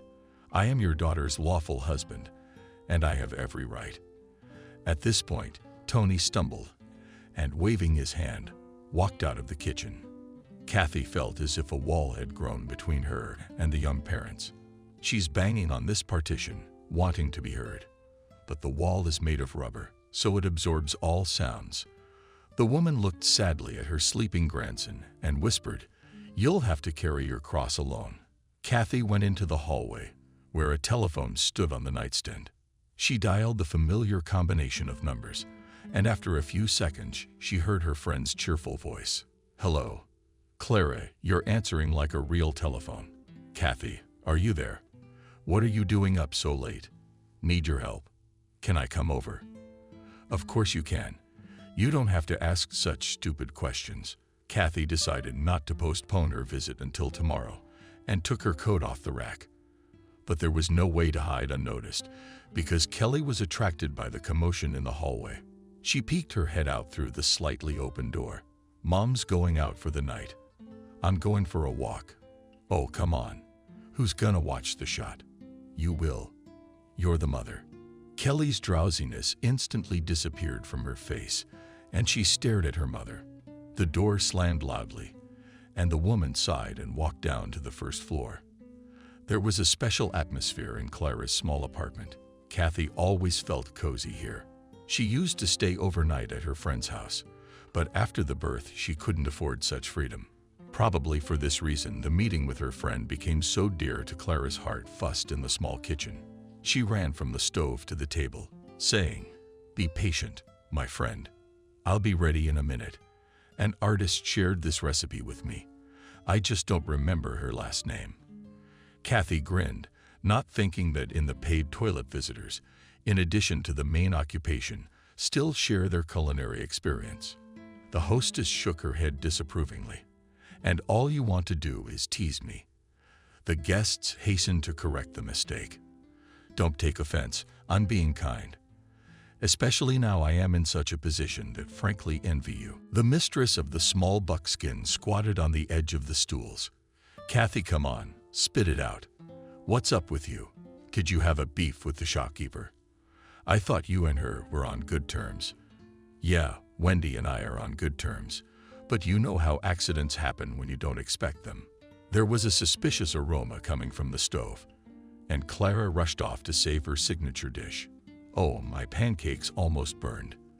The woman deftly removed from the frying pan, ruddy, round, and put a plate with fragrant pastries in front of the guest.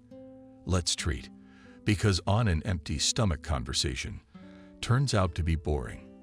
The trouble with you, Kathy, is that you don't think of yourself in the least. Hence the unfortunate result. Clara took a jar of jam out of the fridge. "It's an accompaniment to the pancakes." The guests ate with appetite. The hostess looked at her thoughtfully. "Kathy, your life has finally got to you. Soon you'll be dragging your feet. I can't look at you without tears. Your head's a mess. Your hands are all wrinkled.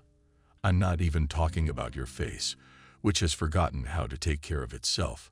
A few more years of this stressful life, and you turn into an old woman," guessed and philosophically remarked. "I guess that's my fate." "You know, Clara, lately I've been thinking more and more about the meaning of my life, and I've realized that it's useless to try to avoid what's going to happen." Clara was indignant to hear you say that you can put on white slippers and go to the coffin. "A wise man said that a man lives as long as he resists hardship." "Clara, you have no idea how much I resist. But just when I've recovered a little from one adversity, another one strikes from around the corner." "Thank you, my friend, for the treats. It was delicious." The guest with the plate headed for the sink, but Clara stopped her. "Sit down. Leave that stupid plate. I'll help you. Spit it out. What's your problem? I'll be out of work soon." The owner is giving her store to her son, and his plan is not to keep the old staff.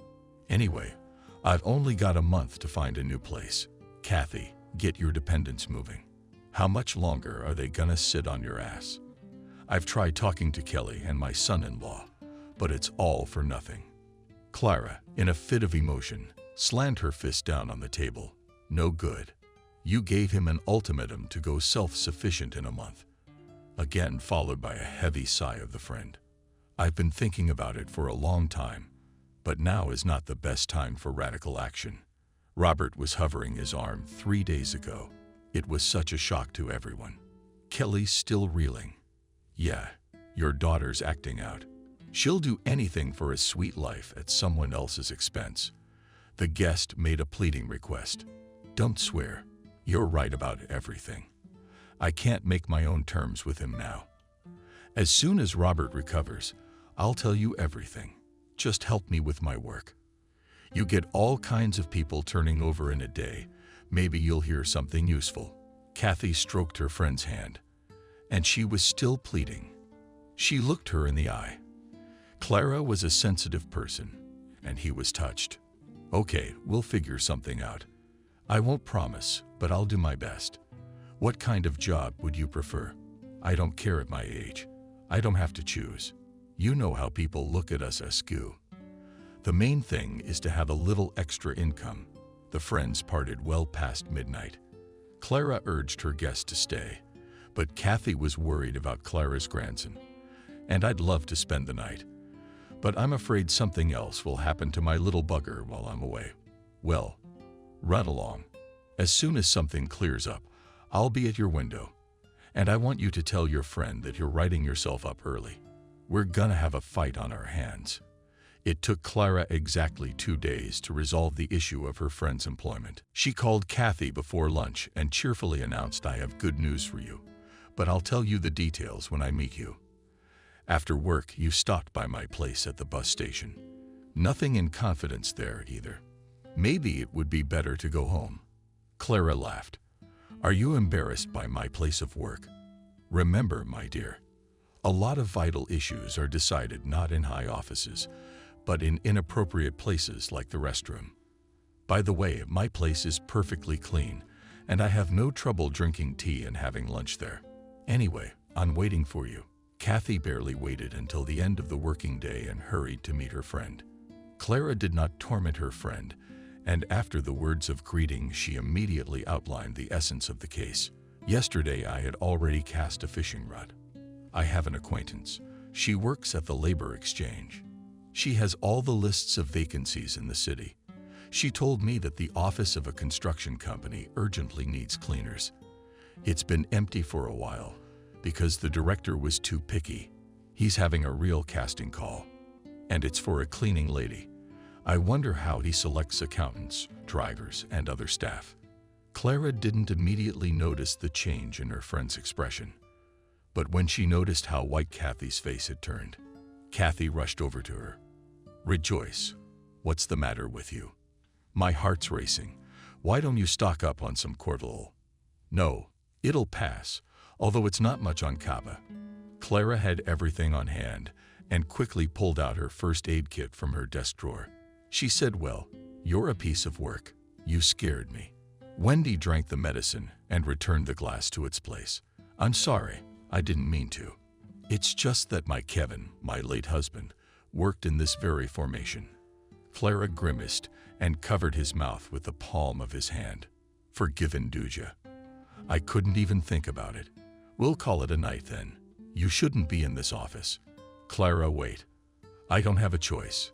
Soon the term my mistress gave me will expire. I'll be left with nothing. And I heard that after that incident, some oligarch bought this very apartment building with all its guts.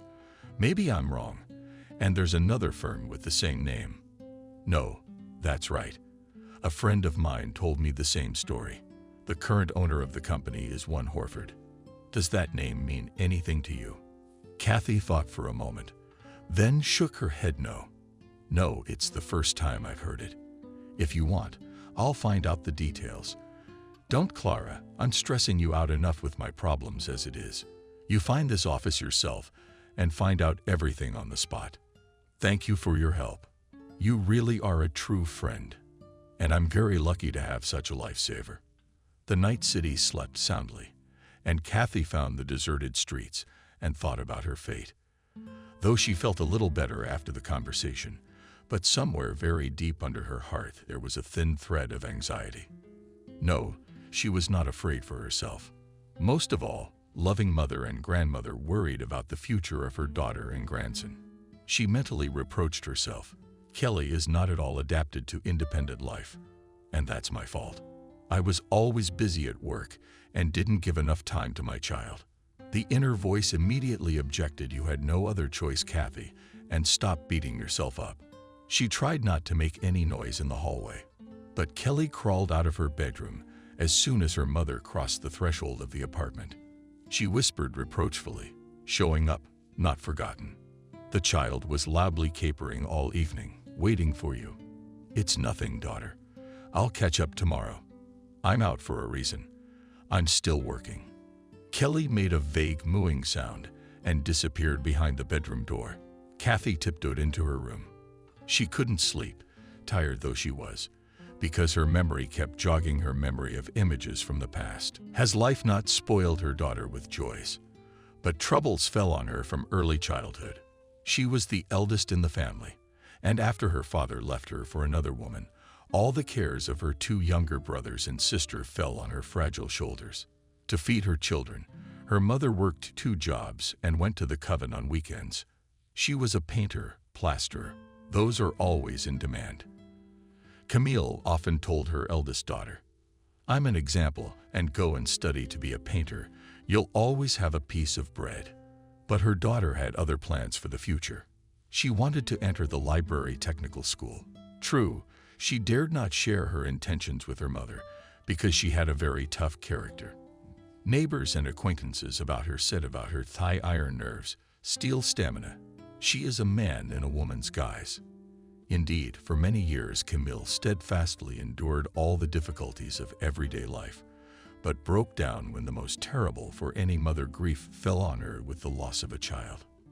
No, Sam, the youngest in the family, did not die of an incurable disease. He literally disappeared when he and his mother were returning from the city on the electric train. At that time, they lived in a working-class village, which was almost close to the city limits. At that time, housing construction was going at an incredible pace, and the parents hoped to get an apartment in a new building. But my father never waited for this event and left for another family. So they got an apartment without him and his younger brother. But while the village was a separate settlement in the register, the most popular mode of transportation among its residents was the electric train. On that fateful day, Camille went with her young son to the clinic to have the child immunized. For the sake of this preventive measure, she had to take time off work, and the woman was very sad about it. She had her own clinic nearby. No, it's in the way. They tore it down before its time. Now you have to travel to the city every month to get a certificate for kindergarten or to get vaccinated. And that's a full day's work for which no one will pay me. Kathy remembers offering to help her mother. "Mom, let me take Sam to the doctor. It's no trouble at all." Camille immediately rejected the offer. How can you be trusted with something so important? Will you open your mouth and lose the child, or will you get lost yourself? The woman, as if on her own misfortune. After visiting the children's clinic, she and her child again hurried to the train to get home early for running, and the woman forgot about everything in the world. When they got into the carriage, she urgently needed to excommunicate for a small need. She asked her neighbor to keep an eye on her. "Please take care of mine. I'll take care of it in a jiffy." The old woman gladly responded to the request. "Don't worry, I'll look after the boy." But when Camille returned, neither her son nor the woman was there. The train had made a brief stop during her absence, but the distraught mother didn't want to think that the stranger and her child had gotten off at that station. The baby was immediately reported missing to the police station. Sam was searched first in all the neighboring villages. Then the search expanded. Weeks and months were searched, and the boy was never found. This tragedy was the first terrible loss. Camille became very withdrawn in her life after the incident. She blamed herself for everything. The unfortunate woman voluntarily abandoned the usual life guidelines and joined one community. Very soon, the mother completely withdrew from the life of her children and subsequently quit her job. The eldest daughter tried to bring her parents back to life, but she responded to any remarks with aggression. "We are all sinners on this earth, and you are a sinner too. The only way to atone for your sin is to pray." Camille prayed day and night. She often left home for days at a time, and once she disappeared for a month. When her mother finally came home, Kathy realized that she was mentally ill. The woman was placed in a specialized institution. Periodically, there were improvements, and she was released home. But the lucid intervals were also short for the eldest daughter. They had to watch every step of the sick mother. It was good that by that time, they had already received a large apartment in a new neighborhood of the city, workers' settlement, in which the childhood years and youth flew by. Kathy ceased to exist. The younger brother and sister did not want to stay in the family nest and moved away in different directions. Soon Camille herself also passed away. She died at home on a quiet fall morning. Kathy made breakfast before work, as usual, and went to her mother's room. "Wake up, Camille. It's time for breakfast." But the call went unanswered. Her mother was lying on her side, covered head to toe with a blanket. Kathy rushed to the bedside, foreboding trouble. She tugged the blanket not yet fully, realizing the depth that befell her grief. She cried out, "Mommy, wake up. You're asleep, aren't you?" Camille's hands were still warm, and her daughter tearfully added to them. Life was slowly leaving the injured woman's body. Kathy didn't want to believe that she no longer had her mom. It was the second irreparable loss in her life. Her brother and sister didn't arrive until the day of the funeral. They stayed together the whole time and whispered about something. But Kathy was not content to watch her relatives. She put a lot of effort into seeing her mom off on her last journey with dignity. Thank you that there are still good people. Former neighbors in the village provided considerable help in organizing the funeral. Someone borrowed money. Someone took upon himself the organization of the funeral. Many kind words were expressed to the orphaned ex-girlfriend. "Kathy, be strong. Time heals all wounds, and this pain will subside. Remember that you are not alone in this world, and contact us at any time. We will help you as much as we can." The girl wanted to hear the same words of support from her closest people, her sister and brother. But they were guests at the funeral ceremony, and did not even deign to buy flowers to lay on Miranda's mother's grave. Kathy's sister lowered her eyes and tried to explain the oversight. "You realize, Kathy, that it's a long trip, and a plane ticket isn't cheap. My husband had given me a little money, so I had enough for the trip." Miranda was 7 years younger than her older sister, but she'd already been there twice. Married. The first marriage had not lasted a year, and she had hurriedly separated from her student husband, who was not capable of meeting the minimum set of needs of a young wife. Just a few months after the divorce, Miranda married her boss. She proudly told her older sister that the man had left his wife and child for her. Kathy was horrified by this admission. "Miranda, you must know that you can never build your own personal happiness on someone else's misfortune. Little sister is not happy, snicker, and you go the same way. That saying makes me sick. The women at work gossip all the time. Now my big sister's telling me what to do. You took the father away from the child. Doesn't that make you uncomfortable?" Miranda looked arrogantly at Kathy. "Imagine, I'm not embarrassed. I'm going to have my husband's baby with a bunch of little ones. And you if I want you to. And anyway, I think you're just jealous of me, sister. You're about to turn 30 and you're still single." This conversation took place shortly before her mother died. Kathy had the desire to hit her little sister on the knee of the pilot, but she held back. Then the resentment against Miranda passed, and she was genuinely glad that she had come to the funeral. But when her sister confided to her about the lack of money, Kathy didn't hesitate to reach into her purse. She scooped out the rest of the money and handed it to her sister Miranda. "I've already spent a lot, there's not much left. I think you'll have enough for the return trip." The sister counted the money and didn't even thank Kathy. After the wake, when everyone had gone, Miranda started from afar. "Sis, you must forgive Frank and me for having this unpleasant conversation at a time like this. But we need to finalize some details before we leave." Kathy was doing the dishes at that moment. Her younger sister's words made her wary. She turned off the water and looked at her brother, who sat at the table with a blank expression. It was hard to guess what the conversation would be about. But Kathy was deliberately delaying the moment. "We haven't seen each other much lately. My mother often thought of you. She was waiting for you to come home, wasn't she?" "Miranda, Kathy, your story sounds like fiction.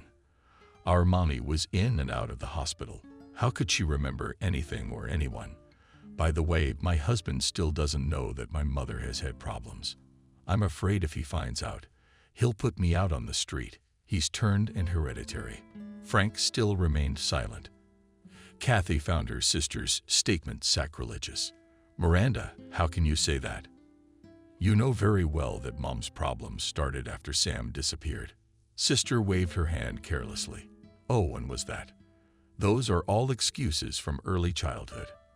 I remember our mom was often out of sorts, or an idea before she could open her mouth." Frank finally spoke up from his corner. "Guys, stop fighting. Let's discuss the main issue quickly and get on with it." Kathy asked with a grin if you've come to divide the inheritance. "I can't wait." Miranda glared angrily, and Frank blushed to the top of his head. "Kathy, You can think what you want. That's your right. But it's a question that begs to be asked. After all, the apartment was for everyone, and Miranda and I have every right to our share. And how much do you want for your parts? If I understand you correctly, you don't intend to live here. Miranda nodded affirmatively and said the amount. And then she added, if you don't have the money, can you sell the apartment or divide everything equally? Or is the idea not without mockery? Asked you, sis, do not throw up. You just show up like that and demand your share. When my mother's body was still warm, you didn't lift a finger to help me. Frank had already recovered and spoke in a mentor's tone. But there is a law, and it stipulates I know the law as well as you do. In 6 months, we'll settle this matter. Right now, he's failing both. The brother and sister were bewildered by such an impetus. They stomped around in the kitchen for a while. And then we left for the train station without saying goodbye to Big Sister. After they left, Kathy wondered for a long time what to do. But a coworker at the library advised Kathy, don't go after your relatives. I advise you to find a good lawyer and take the matter of inheritance to court. Be sure to attach all statements from the hospital where your mother was treated. With the competent conduct of the case, we'll be able to prove that your brother and sister are unworthy heirs. Of course, her conscience wouldn't allow her to take such a step. She had already begun to look for favorable options for sale or exchange when she met Kevin. The young foreman came to the library and asked embarrassedly, please help me. I'm at a complete loss. Kathy was just tidying up the card catalog, and the persistent visitor irritated her. And how can I help you? You see, we have a seminar at work next week, and the boss ordered me to prepare the text of the speech. I've never participated in such events, so I don't even know where to start. I'm not a public person at all, and I get lost in public. The boy suddenly smiled, and 2 dimples appeared on his cheeks. Kathy felt ashamed of her unfriendly tone, and she said in a different way, the only thing I can offer you is newspapers. Every industry has its own publications where you can get useful information. Of course, I am not an expert in the field of construction, although my mother has worked in construction all her life. The visitors immediately became animated, so word by word, and a rapport was established between the young people that day. Kathy first learned about the existence of a construction organization called Gill Construction. Her new acquaintance, Kevin, spoke passionately about his work. The young man was a hereditary builder and was proud to carry on his father's and grandfather's work, but he had obvious pronunciation problems, so Kathy helped him to compose his speech. Kevin never got the chance to demonstrate his oratorical skills. The boss took the prepared texts from him and patted him on the shoulder. Thank you, Kevin. I will not forget your help. The young foreman was shocked and intended to assert his rights. Jacob, that's not fair. I spent half the day in the library. I even had a girl helping me write my speech. The warden clapped the guys on the shoulder again, but harder. See what a good assignment I gave you, so you should thank me again. I take the text for myself, and I wish you to continue your pleasant acquaintance with the girl. And don't take offense at me. Your moment of glory is still ahead of you because you're young. My time is strictly limited. Kevin had no choice but to accept that. He didn't want to argue with his superiors because these were troubled times, and those who expressed dissatisfaction could be quickly put out on the street. For this reason, most of the workers kept quiet, hiding shortcomings and even serious violations of standards. Construction, of course, also kept wages, which at all times construction workers had much higher salaries than employees and ordinary laborers. Kevin did not tell his future wife about his professional problems, but Kathy immediately felt that jeans were her destiny. They met for only a month and a half and then filed an application. The girl immediately warned her fiancé Kevin, "You know that I recently buried my mother, so we shouldn't have a noisy wedding, and I don't want people judging me. About that, don't worry about it. I don't like unnecessary entourage myself. After all, marital happiness doesn't depend on how much you spend on your wedding." Before the wedding, Kevin moved into his future wife's apartment. Kathy had forgotten all about her sister and brother, but Miranda remembered her inheritance and was not going to give up her share to anyone. She showed up just on the day when the newlyweds put their signatures in the registry office and decided to celebrate an important event in their lives with a small feast for two. And at the most crucial moment, the bell rang. Kathy rushed into the hallway. It was probably the neighbor who wanted to congratulate us, but it was Miranda. The sister was wearing an expensive sheepskin coat and a mink hat with fur trim. Without waiting for an invitation, she walked into the kitchen. "Oh, you have a sister here. There's a party going on. What's the occasion?" The last thing Kathy wanted to see on this special day was her sister. She answered her very dryly. "It's none of your business. Why are you here?" Miranda whistled. "Oh, how did you speak?" She walked to the table and poured herself some champagne. Miranda didn't like the drink, and she grimaced. "How can you drink such a thing?" But the low-quality drink still worked on the young woman, and after a small amount of his drink, the younger sister noticed that there was another person present in the kitchen besides herself and Kathy. She pointed a strong finger at Kevin with her manicured nails. "What's that frame?" "Nothing. That's the kind of guy you're with." Kathy wasn't going to stand for her sister's insolence. She took the bottle from her guest and said loudly, "That's my husband. Couldn't you have told me you were coming?" Miranda stared at Gino again. "Sis, is your husband aware that this apartment is not your sole property?" Kevin decided to teach her relative a lesson in politeness. "I hate to remind you, Miranda, that discussing a man in his own presence is highly unbecoming. Such behavior is considered mauvais." Miranda grimaced. "What's what? You've picked up a few words somewhere, you fancy words. I'll tell you simply, I won't give you mine, and I don't care what you think of me." Kathy noticed her sister's belligerent attitude. She had already prepared for a scandal, but Kevin, unexpectedly for the sisters, said, "I think we'll shake up the apartment issue. I have the money, and you, Miranda, will get your share, so to speak, in cash equivalent. Right tomorrow, you and I will go to the notary." Miranda shrugged his shoulders. "Why would you give me the money and that's it? No, it doesn't work that way. At the notary, we'll draw up a document in full form and you'll sign it." "I don't want to do that." Kevin scrutinized his wife's sister. "We could still go to court to settle the inheritance issue. But I don't think you'd like that option any better." Miranda was puzzled. "Can't we do without all this red tape? Just give me what's mine. I'll leave you alone." Kathy decided to put a stop to this unpleasant conversation. "No, sister, it's not gonna work your way. A month or a year from now, you'll get the idea that the partition was unfair, and you'll start harassing us." There was nothing to say against such an argument. She stretched out disappointedly. "Okay, let it be according to you. Am I allowed to spend the night at your place? What kind of stupid questions are these? Of course you can stay. You can stay here until you get bored." The sister's answer won over Miranda's intransigence. She didn't refuse dinner and tea and cake. The next day in the morning, the sisters went to the notary. But it turned out that for the final solution of the inheritance issue, the personal presence of the younger brother was still needed. So Miranda left with nothing. On the day appointed by the lawyers, the sister came again with Frank. The brother immediately abandoned his claim to his part in favor of the older sister. He explained his action in a way that confused me. It was kind of embarrassing at the time. "I want to apologize to you, sister.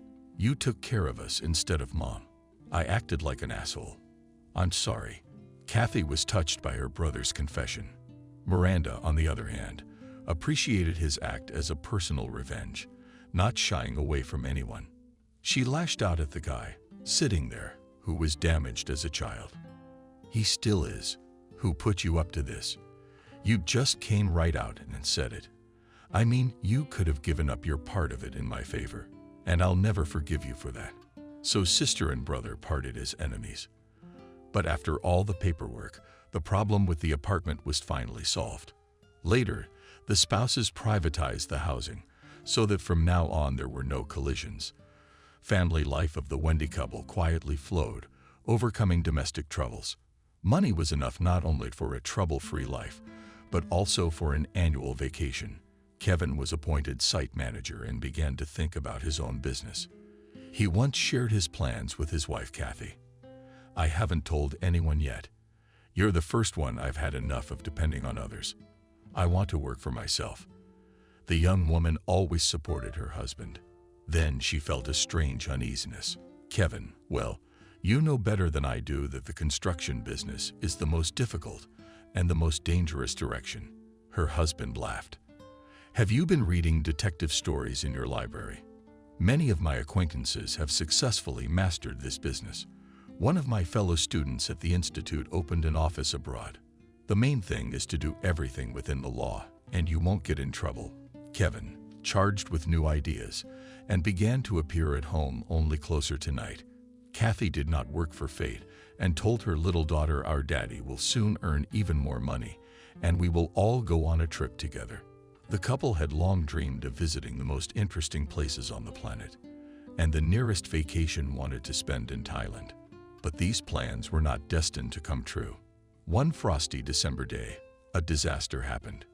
Kevin and several other workers were crushed at the construction site by a concrete slab that burst from the crane. His wife was only informed of the accident in the morning. Kathy stayed up all night waiting for her husband.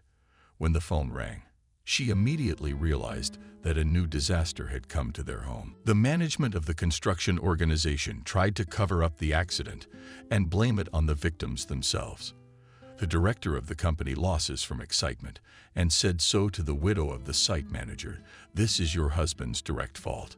He is responsible for the technical malfunction of the crane and other equipment." Kathy quietly corrected the manlay. The director blushed even more. What did you women say?" Just as quietly replied and just corrected us. "You used the present tense of dead should be spoken in the past. My husband is no longer responsible for the mess in your office." The director was speechless.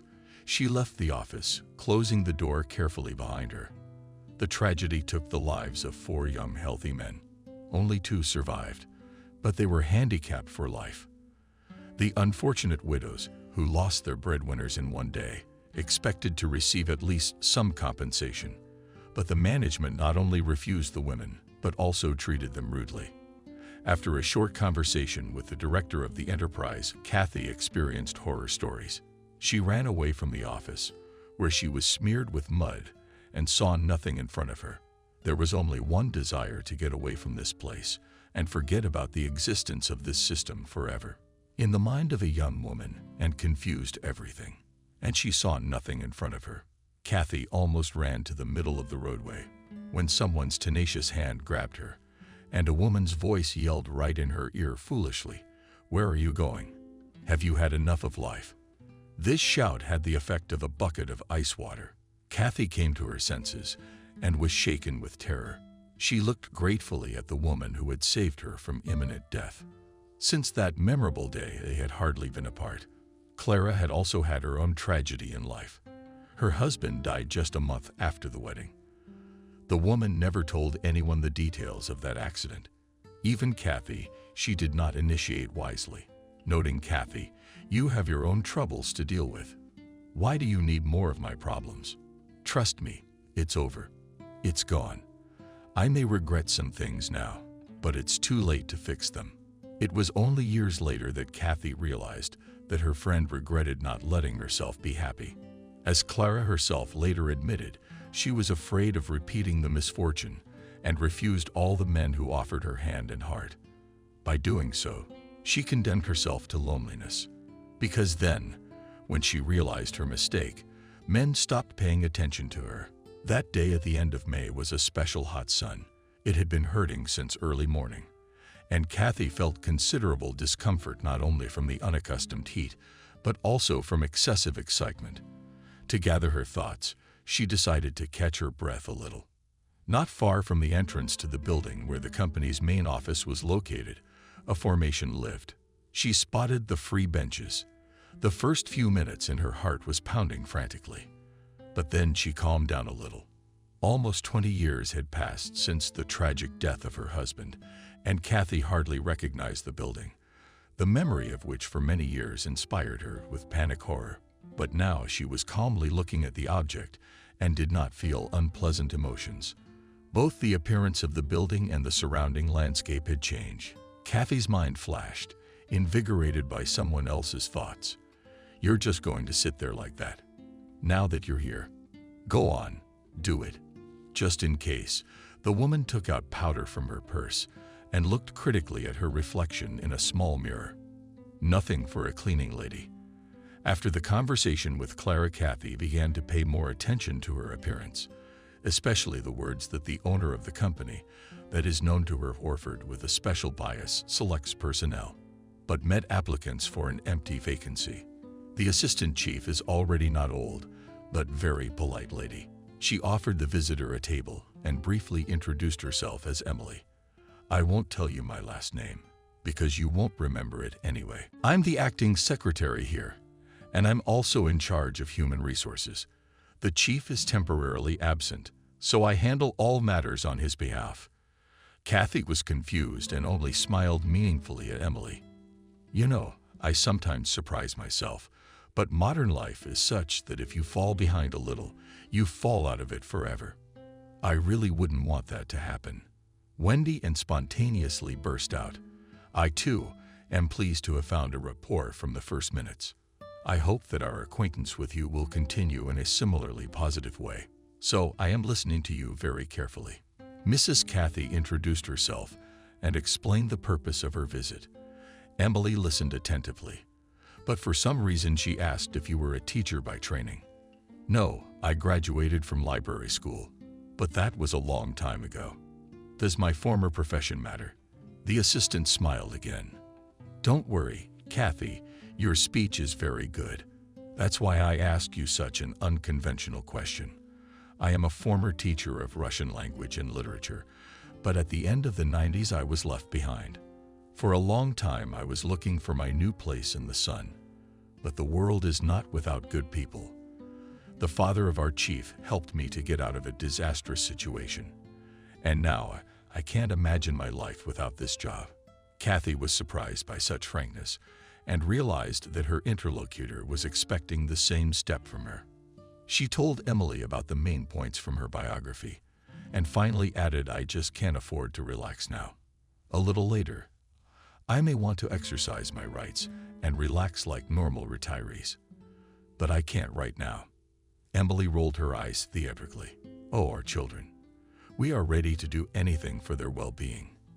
I have almost the same situation, but the difference is that I do not let mine sit on my neck. I culturally them from the bundle of shaft, that is, from the force, from myself.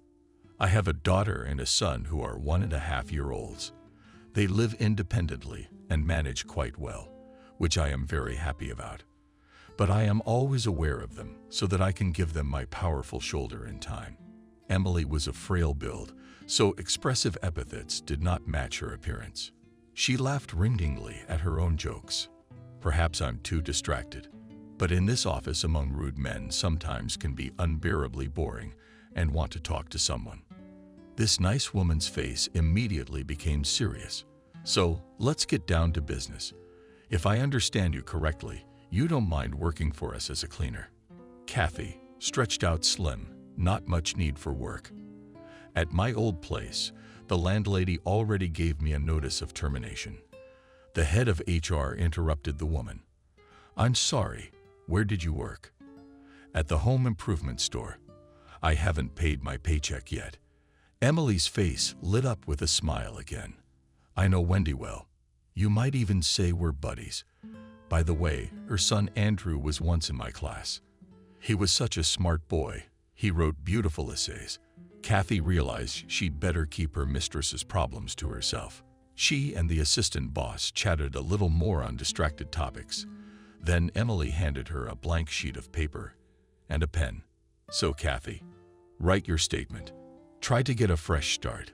Wendy quickly accomplished the task at hand. Emily listed her cleaning duties. The main requirement was to stay out of the boss's sight. To fulfill this condition, you will have to report to work early in the morning. That is, before the office staff has taken their desks. But you can postpone cleaning and at a later time, when everyone goes home.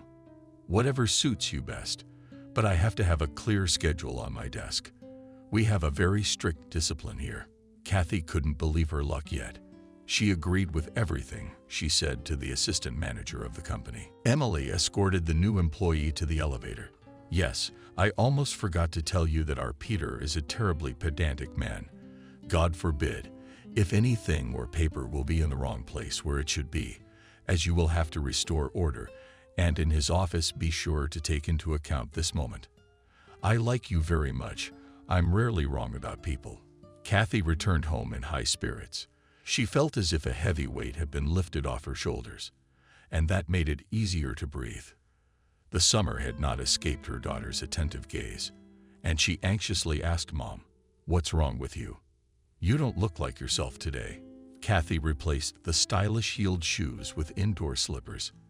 "Daughter, from today, I'm starting my life with a clean slate." Kelly moved closer to her mother and sniffed the air with her nose. "You didn't by any chance. Just 100 grams for courage. Daughter, you know I don't drink at all, much less in the morning. It's just that I met a wonderful woman today, and I'm getting a job." Kelly squealed with joy. "Mommy, you're great." Kathy gently released herself from her daughter's embrace. "Your excitement is premature, because from this day forward, our lives are going to be taken to another level, like a computer game." "You got it, Kelly. We've been stuck at the beginning for a long time, so it's time to move up." "You mean raise our standard of living? What does that mean?" "Does that mean, Kelly, that everyone has to take responsibility for themselves? You're 26, thank God. That's the age of maturity. Robert's a pretty independent kid too, and his wounds are practically healed. Mom, you know." Kathy forcefully drew her daughter to her. "And what did you poke her on the tip of her nose with?" "I know all about it, my joy, but the grace period is over, and I have no more bonuses in my stash." "You got a husband. Let him move around a bit. After all, your Tony has parents, and they're not poor. Let them give you a little help. I'm not the only one who's torn." There were sobs. These sounds meant that the daughter used her most effective tool to influence her mother. Mommy, that's so cruel of you. We need at least a little time to prepare." The positive mood as ethereal substances began to fade away, and it was replaced by a familiar tiredness. Kathy, by an effort of will, drove the gloomy gloom away from herself and rather sharply said to Kelly, "Stop whining. You and Tony have had 6 whole years to prepare, but you've been doing other things. You thought I was going to drag this out forever. No, my darlings, I think you're familiar with the phrase, no translation necessary. But for purely human reasons, I'll give you exactly 1 month." There was horror in her daughter's eyes. Kathy hesitated for a moment, but then Emily's words came to mind, and the mother said rather harshly to her daughter Kelly, "Don't make a scene. You're not doing so well today. I'm gonna give you some feminine advice. Kick your husband's ass, or find another life partner. A normal man should provide for his family, not live off me. Why are you so upset? I'm not chasing you to the street. Live, but pay for all the pleasures yourself." Kathy admired her courage. If she had a tambourine in her hands at the moment, she would have hit it with all her might. Kelly stood still and looked hopefully at her mother. "Mommy, what about Robert?" "Kelly, this is just another attempt at a pet peeve. You're wasting your time, because it doesn't work on me anymore. Besides, it's not like I'm giving up my grandmotherly duties. Everything remains in the same place, except for the change in your status from slackers to employed. I've made myself clear, Kelly. I've remained silent. There's nowhere for me to understand."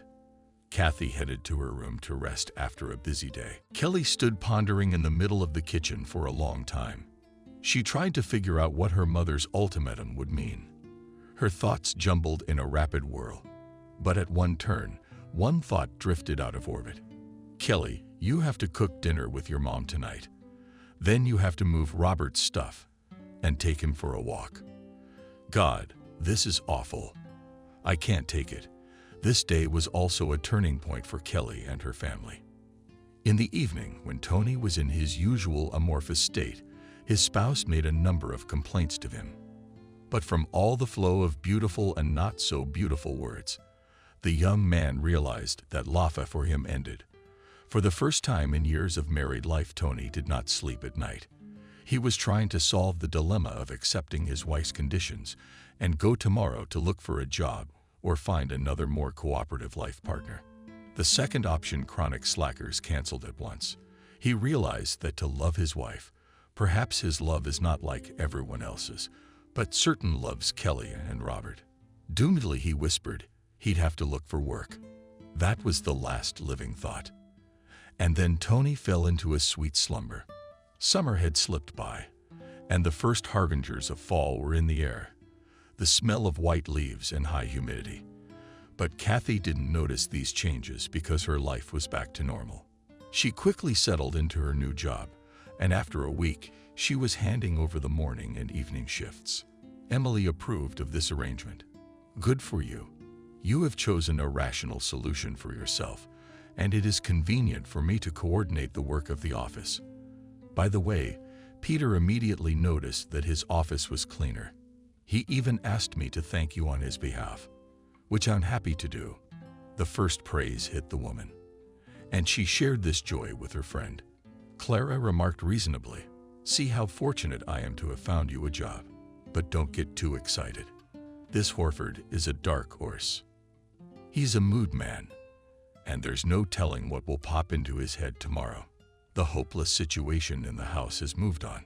How Kathy called her daughter and son-in-law behind her eyes, dropped their window panes. For a couple of weeks, they did not speak to her, expressing their displeasure in this way. But then the game of silence bored them. One evening, her son-in-law met her in the hallway. "Kathy, I want you to know that I'm already working. They promised me a small advance." "Very good, Tony." The woman felt that words of approval were never too much to ask. Let Tony know that she is not his enemy and rejoice in his success. About all the recent events and the seasons, Kathy thought while relaxing in the yard near the playground. Suddenly, she caught herself thinking that lately she has been thinking that youth is also like a warm summer and that it flies by in an instant before you know it. Old age is already on the threshold. The woman tried to switch from these cheerful thoughts to more pleasant thoughts, and the most important stimulus in her present life was her grandson Robert, who together with other kids in the sandbox. At the sight of this happy pictures, the woman felt a burst of energy. She called out loudly to her grandson, "Robert, don't get dirty. You have not forgotten that we were going to go to the park with you." The boy quickly jumped out of the sandbox and at first wanted to wipe his hands on his jeans, but then changed his mind. "Grandma, but my hands are dirty. How can I go to the park like this? Everyone will say I'm from scratch." Kathy reassured the child. "It's fixable. We'll clean it up." She got some wet wipes out of her purse. "Give me your hands. Grandma's doing a good job on you, palm to palm. We don't have to go home for this." The boy's plump lips stretched into a satisfied smile. "No, we'd better go to the fountain, and we can wash up there. Robert, if everyone starts washing fantasies, hands and feet, then it will be a mess. How's Daddy at work?" The woman's hand, along with her napkin, froze in midair. "Your daddy used to say that." "Yeah, and he also said that this job sucks, and he's not a slave on a plantation to bend over backwards for little pay."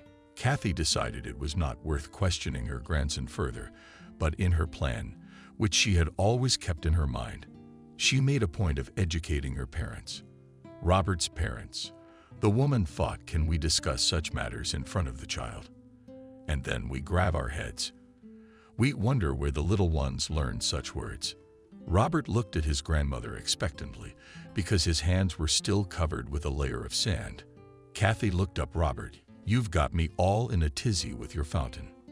After a thorough hygienic procedure, the grandmother and her grandson went to the park.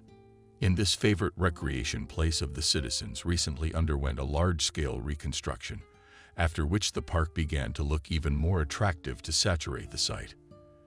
The administration decided to restore slides, swings, and a miniature fairy tale city. Older kids could practice their climbing skills on Robert's warehouse or have competitions between scooter boxes or skateboard bandits. Robert had grown up a lively child from an early age, and it was moving types of entertainment that appealed to him. Kathy was not surprised when her grandson dragged her to the far corner of the park. "Grandma, let's go there first, and then you can buy me ice cream." "Okay, Robert. Today I'll fulfill your every wish, but only you don't take a step away from me." The boy was willing to do anything just to gawk at the virtuoso guys who were racing their socks, going up and down with cosmic speed. Robert was not alone in his desire, and a dozen or two spectators of various ages gathered near the low fence. Spurred on with the general interest, the athletes decided to demonstrate the aerobatics to the public. Robert quickly found a fellow hobby boy of about the same age with long windows. The unusual hairstyle made the child look like a little prince or a page of His Majesty. Kathy involuntarily admired the baby and was distracted from reality for a few seconds. And in those seconds, something happened that made all the spectators scatter. Only the boy who looked like a prince stayed where he was, and Robert molds him away. It all happened in a split second. With her side vision, Kathy noticed a young skateboarder flying toward the child. Apparently, the kid miscalculated his speed and flew off the ramp. Of course, Kathy did not know the intricacies of this extreme entertainment. She only understood one thing she didn't know. The boy was in danger, forgetting about his age and sore lower back. The woman pitched her body towards the flying projectile, though the impact was quite strong. Kathy kept herself on her feet. She cradled the crying boy to her, and Robert in a pitiful voice asked, "Grandma, you're in a lot of pain." It didn't come to her at once. What was he asking? As calmly as possible, she answered, "I'm not hurt at all." The grandson, choking with delight, began to tell what he saw from the outside. He was flying so fast. "I'll tell Daddy tonight. You're a real lifeguard, just like in the cartoon." Someone behind me touched Kathy's shoulder. "Woman, you're all right. If it wasn't for you, the boy's head would have been blown off." That's the kind of fun you can only have behind an iron net. The culprit of the accident with his vehicle disappeared behind the trees, and the unknown boy still pressed, "Sekli and children, Sergievna." She asked him, "You came with whom?" Although the first fright passed, the child's voice trembled at his mother. "And where is your mom?" The boy pulled the woman to the side, saying, "She is my mom. She's hanging on the phone again. Grandpa has said how many times that she won't notice how she'll be without a head. But Mom doesn't listen to anyone, not even Grandpa." By the intonation, it was easy to guess that the child is obviously imitating someone. The young woman continued to talk on her cell phone. Only for a moment, she was distracted from the conversation and turned her attention to her son. "Liam, where are you going? I told you to sit next to me." This indifference.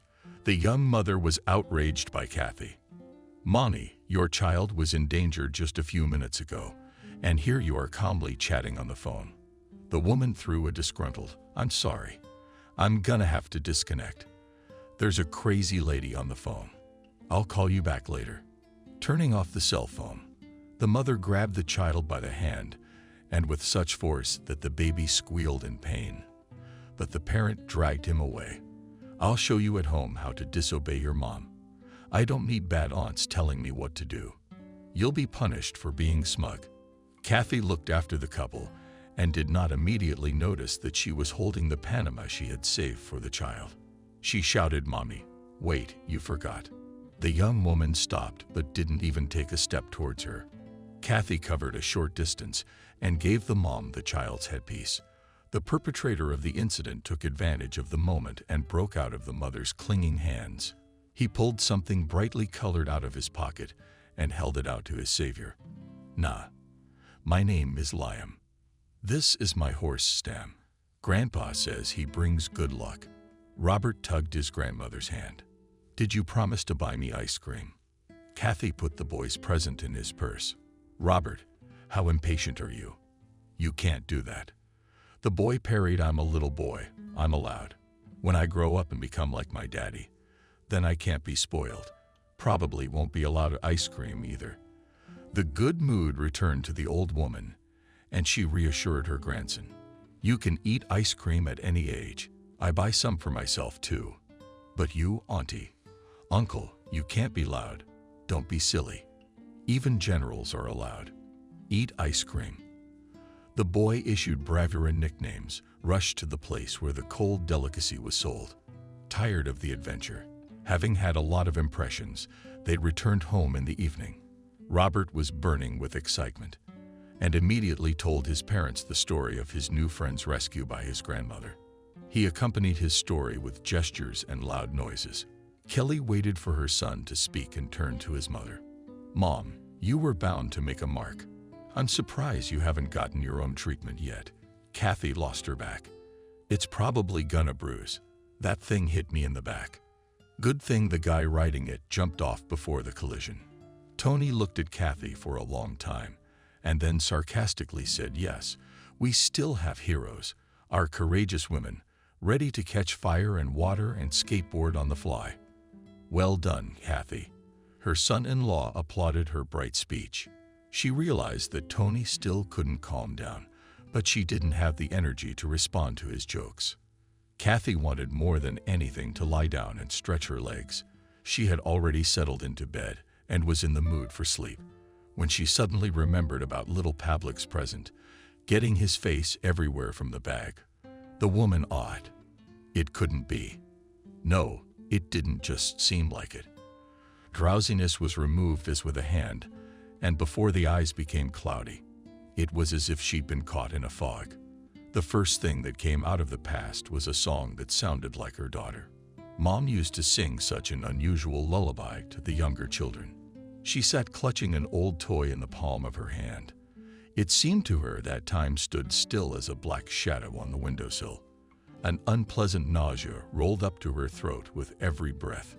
And to get rid of this discomfort, the new-feeling woman opened the window. A cold fall wind blew into the studio room, stoking her imagination. Is it just me, or am I really going crazy?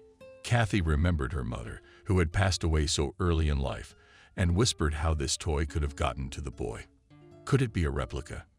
She began to examine the wooden whistling cradle made in the shape of a cognac again with partiality. No, it's not a copy. It's the same icon that. The wheel of time turned abruptly, and Kathy was back in the working village where her childhood had flown by. The main attraction of their place was her grandfather. No one knew the surname and patronymic of this elderly man, but there were legends about his heroic past. Some even claimed that Trevor was the commander of a guerrilla unit and was awarded the Hero's Star. However, no one ever saw this award either. The old man was strange and led a secluded life.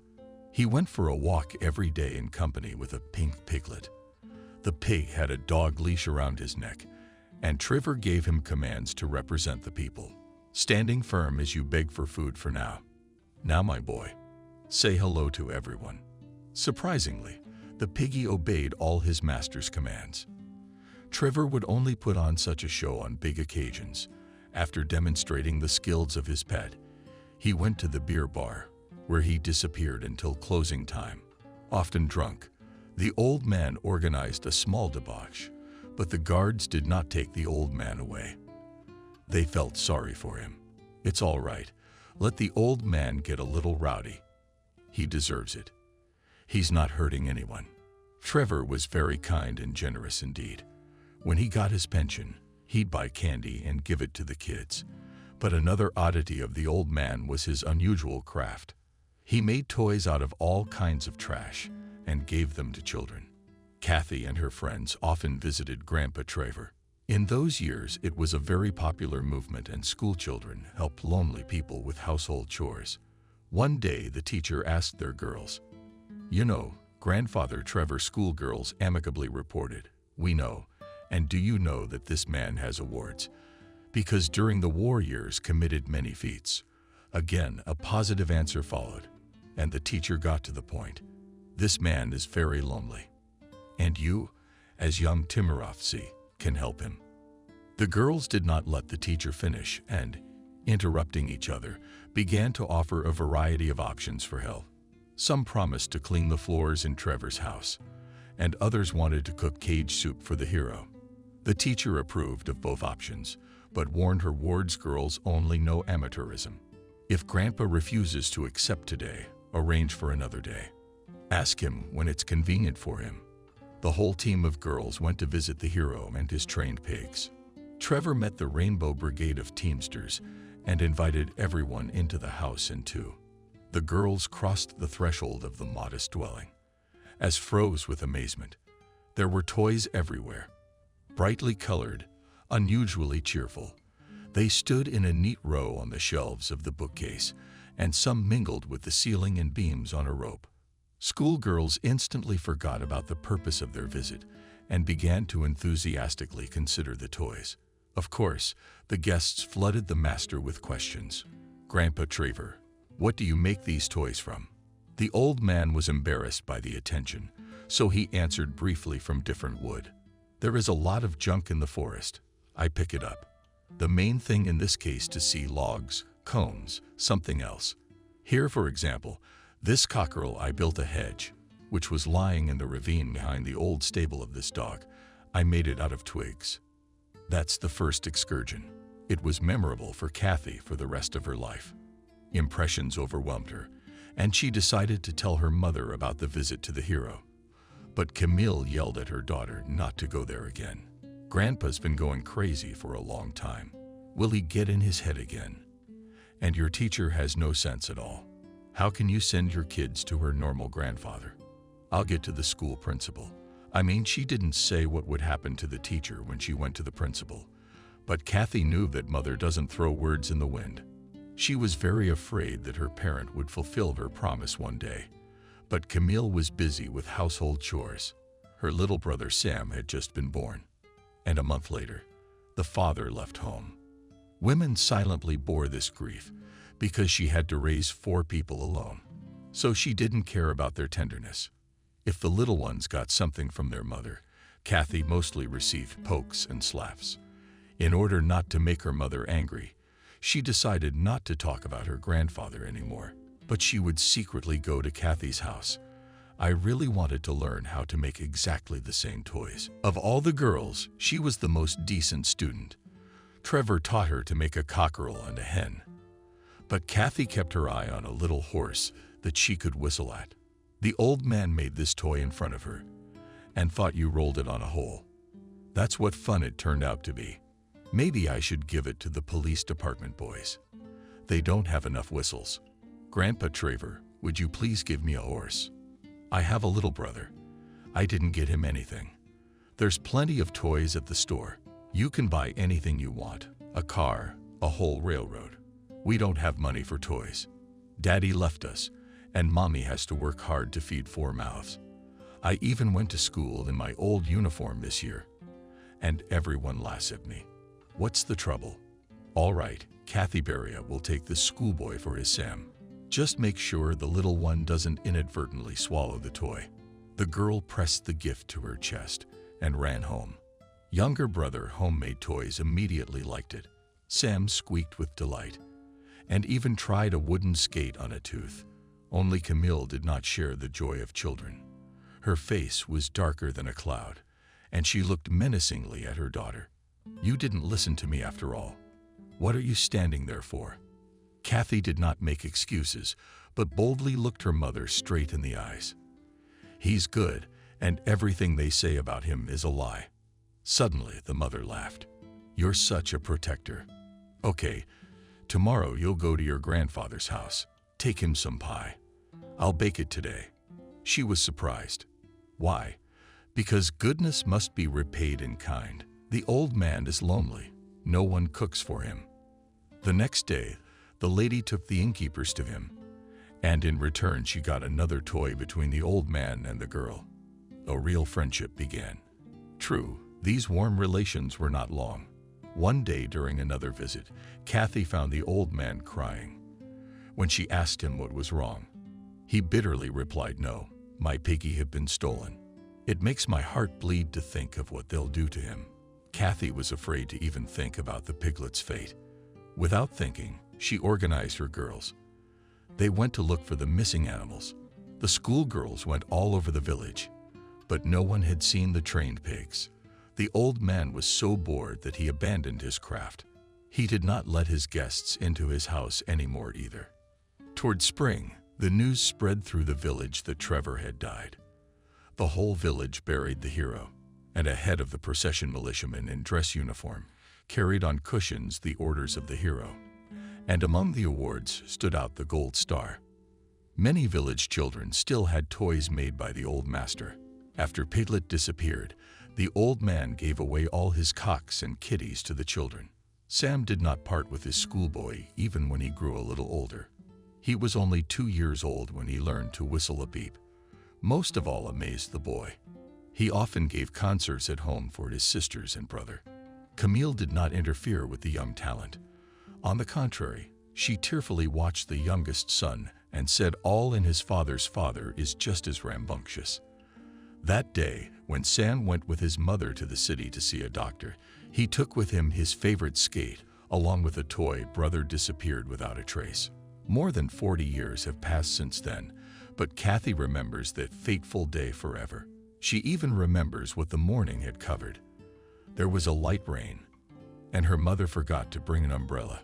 Kathy walked them to the parting and wanted to run home to get the umbrella. But Camille told her not to come back. It's bad luck. We don't sugarcoat the pile. We don't give out in the rain. The weather improved by noon, but Mom came home alone. It was noticeably brighter outside the window. Kathy still sat as she was, fixing her gaze into the misty distance. In her hand was a burgundy-colored wooden horse. She thought that this color was inappropriate for such an animal, whereas Such also painted the toy in an inappropriate color, and with a smile explained to her the blue bird that dreams come true. I have a blue horse. I'd love to paint him a different color, but I've run out of paint. Only blue is left. Memories of the past calmed and soured the soul of the young woman a little. She realized that she had to find the boy Liam and find out from his mother how the unique toy fell into their hands. Clara has tried different professions in her long life. After school, she immediately entered a trade school, but quickly realized that she could not look a customer in the eye and at the same time hang him. Her fiancé worked as a bus driver, and Clara also lit up with the desire to drive a big machine. She even enrolled in a course that taught her how to drive a trolley bus. But after the tragic death of her young husband, she gave up this unsafe venture. Then she got a job at a restaurant through an acquaintance. In times of widespread shortages, it was the most enviable profession. Clara stayed in the restaurant industry until the 90s, and then everything went downhill as mushrooms from under the ground began to pop out of the new Russians, who bought up everything on which their eyes stopped. Their restaurant was also bought by a rich guy who bought it, and immediately began to reshuffle the staff. He called each employee to his office and in 2 minutes decided the fate of the person. Clara, he only asked a few questions too. How old are you, lady, and what else can you do, except for making requests and preparing delivery notes? Better. I'll be honest. I don't know anything else. The new restaurateur pointed her out the door. I don't want any of those losers. I'm gonna have a high-end club here with beautiful girls performing. You don't look very marketable. I'm not a potato to be judged on my looks. Clara slammed the door loudly, wishing the new owner a quick ruin. In addition to financial loss, she also wished him to get dog shingles. There were other wishes that were not commonly spoken of. What happened to that creep?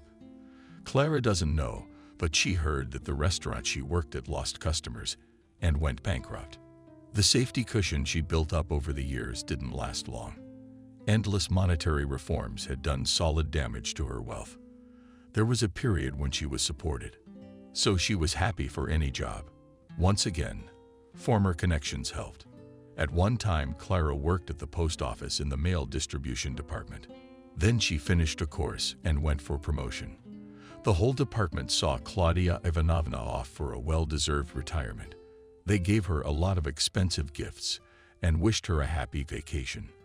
The woman rejoiced at her new status for a short time. Only 2 days on the third, She got bored and called Kathy, who had 2 more years to go before she could take her well-deserved vacation. "Kathy, I'm bored. I want to work." And life took an upward trajectory. After much trial and error, she finally found her dream job. The woman was not at all embarrassed by the specifics of the activity, because the dripping salary on the card was a lot of free time. Someone that fall day Clara burned with boredom. She reread the proceeds several times, but time was still moving very slowly. In her hearts, the woman rambled. At least her aunt would call. As soon as she got a new job, she disappeared from my radar.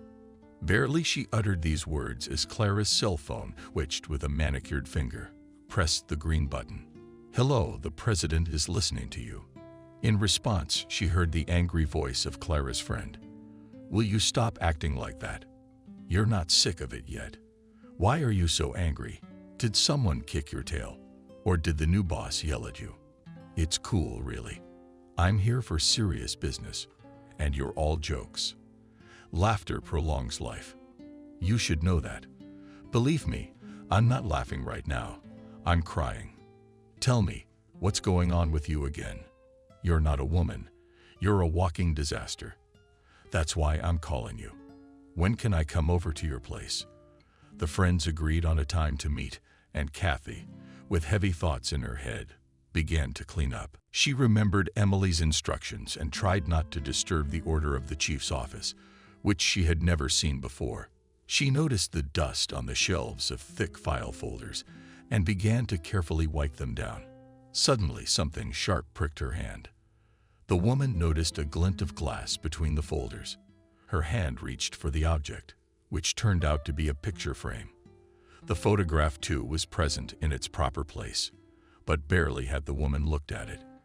Everything went cold inside her. In the picture was the same boy whom she had saved from trouble yesterday. The child was held by the hand of a tall, gray-haired man, in whom Kathy something seemed painfully familiar. She froze. For some reason, she couldn't take her eyes off the photograph. How long had she stood like that? She didn't know, but she woke up to footsteps approaching the office. Kathy put the photograph back down and began to wipe away the dust. The door opened. She turned sharply. It was the man in the photograph. He looked at her in surprise, and Kathy hurriedly said, "I apologize. I'm sorry. I'm a little late with the cleaning. I was just leaving." The man nodded silently and walked to his desk. Kathy did not bend her legs and went to the door. When she had already grabbed the handle, the supervisor called out to her. "Kathy, if I'm not mistaken," she stopped. Turned around. "Yes. I should warn you, I don't like to be cleaned up in front of me. Under other circumstances, I'd fire the employee. But in view of the fact that you're doing a very good job, I can't help but recognize that. I'll forgive you for the first time." Kathy nodded her head, though inside everything became, because she really wanted to answer this show-off. "I hear you. I'm sorry." She quietly shut the door behind her and pressed her back against it. Why was her heart pounding so hard? Is it because she got a scolding? No, it was more about that boy in the picture. Kathy knew she just had to find out where they got that toy. It couldn't have been a similar toy. No one's ever made one like it. How do you make it? She had no idea. So she looked at her watch and hurried to grab the mop. She really needed to talk. Ta always knows what to do, and even in the most desperate situations will find a way out. In the evening, the friends sat at the table. Clara poured tea and looked at Kathy carefully. "Kathy, everything. Not Tommy. You look like the end of the world." Kathy took a huge drink and said honestly, "I don't even know if it's the end of the world or the beginning." Clara raised her eyebrows. "And I understand that you've thrown something out again." Kathy waved her hand. "If I could deal with them myself." "No, Clara. This is different, and I'm honestly at a loss. Remember I told you that my brother Clara was missing?" Even opened my mouth. "Of course you did. How can you forget something like that?" "Only if I'm not mistaken, it's been about 30 years. Why do you remember that all of a sudden?" Kathy automatically corrected it. "It's been 40 years. You know, it's so weird. The day I shielded a boy from a skateboard. He put a toy in my hand, said his grandfather gave it to him, and it would bring me luck or something. I put it in my bag and forgot about it. And then I remembered it when I got home. You see, Clara, this may sound absurd, but it was Sam's toy. When he disappeared, Clara even picked on it, but she sat down right away. No, Kathy, you're definitely wrong. Well, think about it. It's been years. Yeah, there were tons of toys like that. And then you said his mom was very well dressed, all dressed up. So they're not poor. And you really think a kid's gonna play with a 40-year-old toy? No way. I get it. But look at this toy. It's definitely 40 years old. Besides, I couldn't be wrong, because this toy was made in front of me. Kathy took out the toy and handed her friend the galoshes, twirled it around for a long time, then set it on the chair. She frowned, then looked at her friend with a Sherlock Holmes look. So, what do we have? We have a piece of evidence that disappeared along with a child 40 years ago. 43 years old. Sam must be 48 years old now. Look, but if you're so sure, we should track down this boy and ask his parents about his grandfather. I don't know how to find him now, though. I found him. I mean his family. Or rather, I think his grandfather survived. And quite by chance, I saw a picture of them together. Kathy, what kind of person is that? You tell me where you saw the horse, even jumped up and walked around the kitchen. In general, she really wanted to smash her friend more painfully, so that she did not pull the cat by the tail. Clara, this picture is in Horford's office. Slammed them down on the chair, eyes bulging. Are you trying to tell me? Yeah, that's exactly what I'm saying. It looks like Horford is this boy's grandfather. Clara wrinkles her forehead. So, wait, what's Horford's name? Peter. Well, see, he's not Sam. I still don't know how he got that toy. What do I do, Clara? You've always given me the right advice. Now I just don't know what I'm supposed to do if I go to my boss with questions. I'm afraid I won't get any answers, and I'll be out of a job. Clara drummed her fingers on the table. Yes, we do. Here's the thing, girlfriend. I say we wait a little while. In the meantime, gather everything you can find out about his family. We could use it. Kathy stared at her friend in horror. How am I going to do that? Impatiently, she shrugged her shoulder. I don't know. I'll be more attentive to conversations, listening, looking out. I'll have to look it up on the internet. Oh my God. How am I supposed to do that? I'd rather just brush it off again. I'll take care of that. Seeing the confused look, my friend laughed. Do not be frightened. I also do not know how to handle the internet. The thing is that next to us is a small park. There often gathers young people, all so advanced, and games on the internet discuss. So of course, they never have any money. But they want to go to the toilet. Apparently, they're not completely lost because they don't shit in the park. He comes to ask me, and I put him down. But only when the bosses are gone. I'm going to ask them to look him up on the internet. As Kathy was leaving, Clara said conspiratorially, lowering her voice, "Meet me in exactly 1 week at the same place." Kathy took a swing at her friend. Oh, come on, you college. No seriousness at all. If you knew how hard this is for me right now. Clara immediately became serious. Kathy, don't take offense. I see what I'm trying to do, just to cheer you up a little bit. As soon as Kathy entered the apartment, both her son-in-law and daughter came out to meet her. They crossed their arms across their chests and stared at her in silence. Kathy realized that some unpleasant conversation was about to take place again, and even managed to think that if it hadn't been for Robert, she would probably have asked them to move out by now. Waiting for her tenants to get started, she didn't start on her own. But what happened this time while I was away? I hope you remembered to pick up your child from daycare.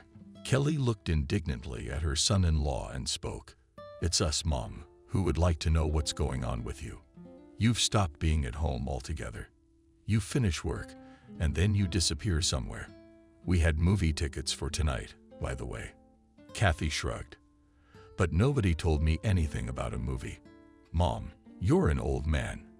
It's only natural that you should go home after work. Why should I warn you? Kelly's voice grew higher and higher, and her son-in-law nodded in agreement.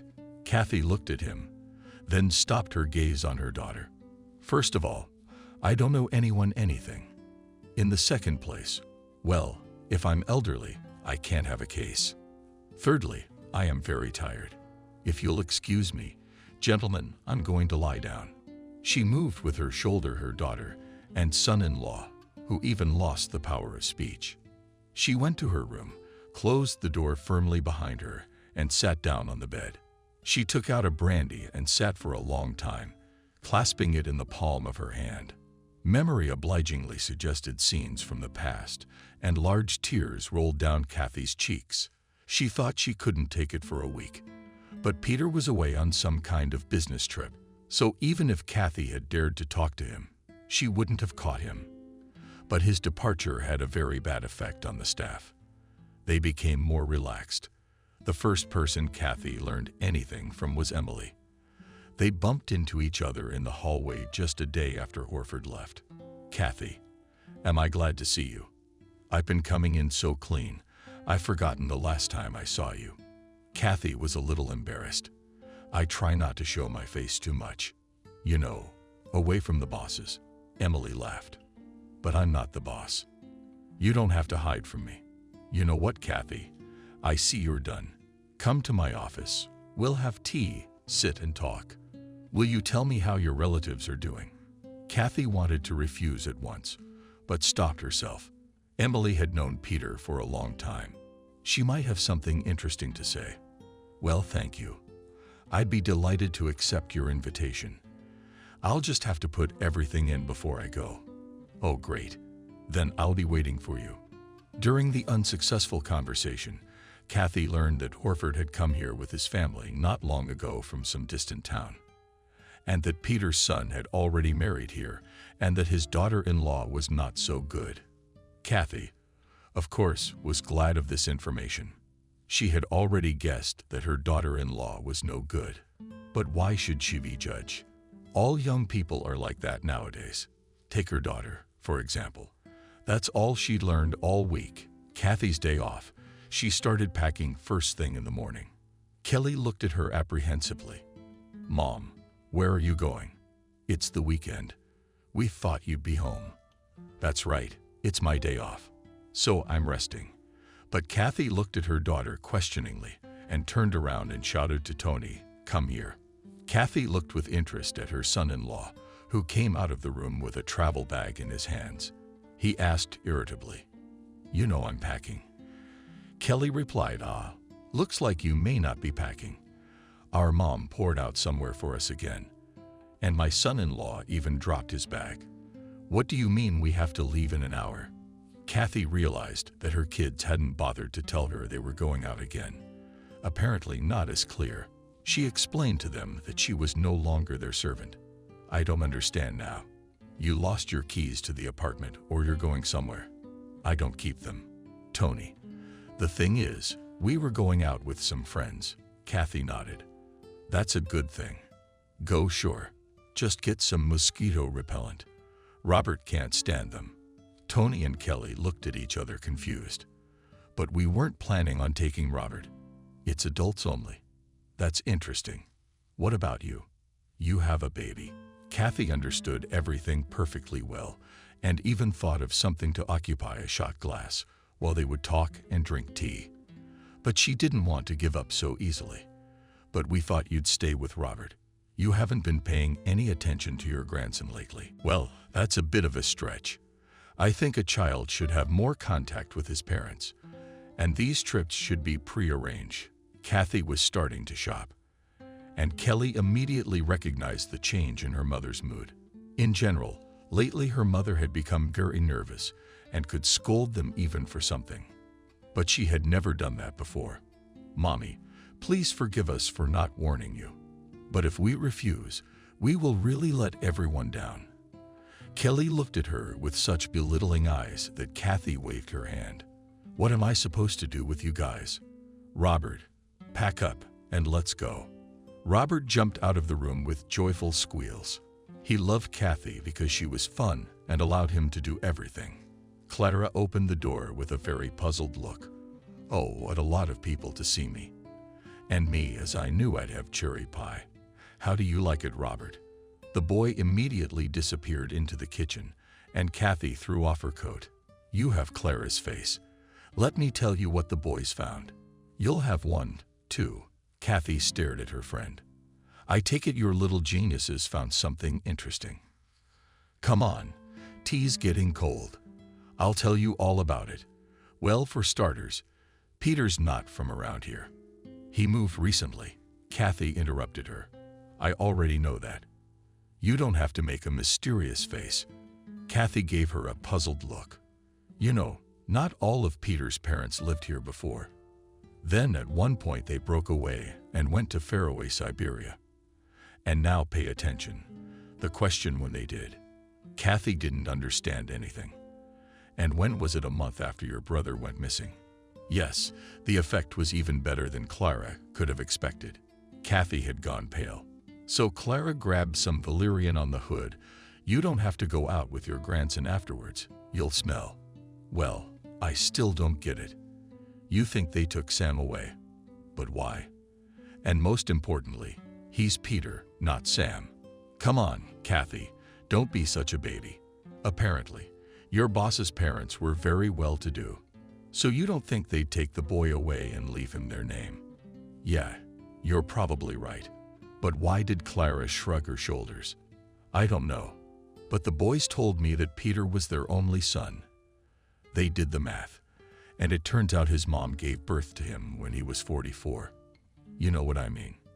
Kathy shook her head again. No, I don't. They probably didn't have kids, and it was too late to have kids. Kathy had it all figured out in her head. What does it turn out to be? It's a very interesting story. By the way, his son started some kind of business in another city.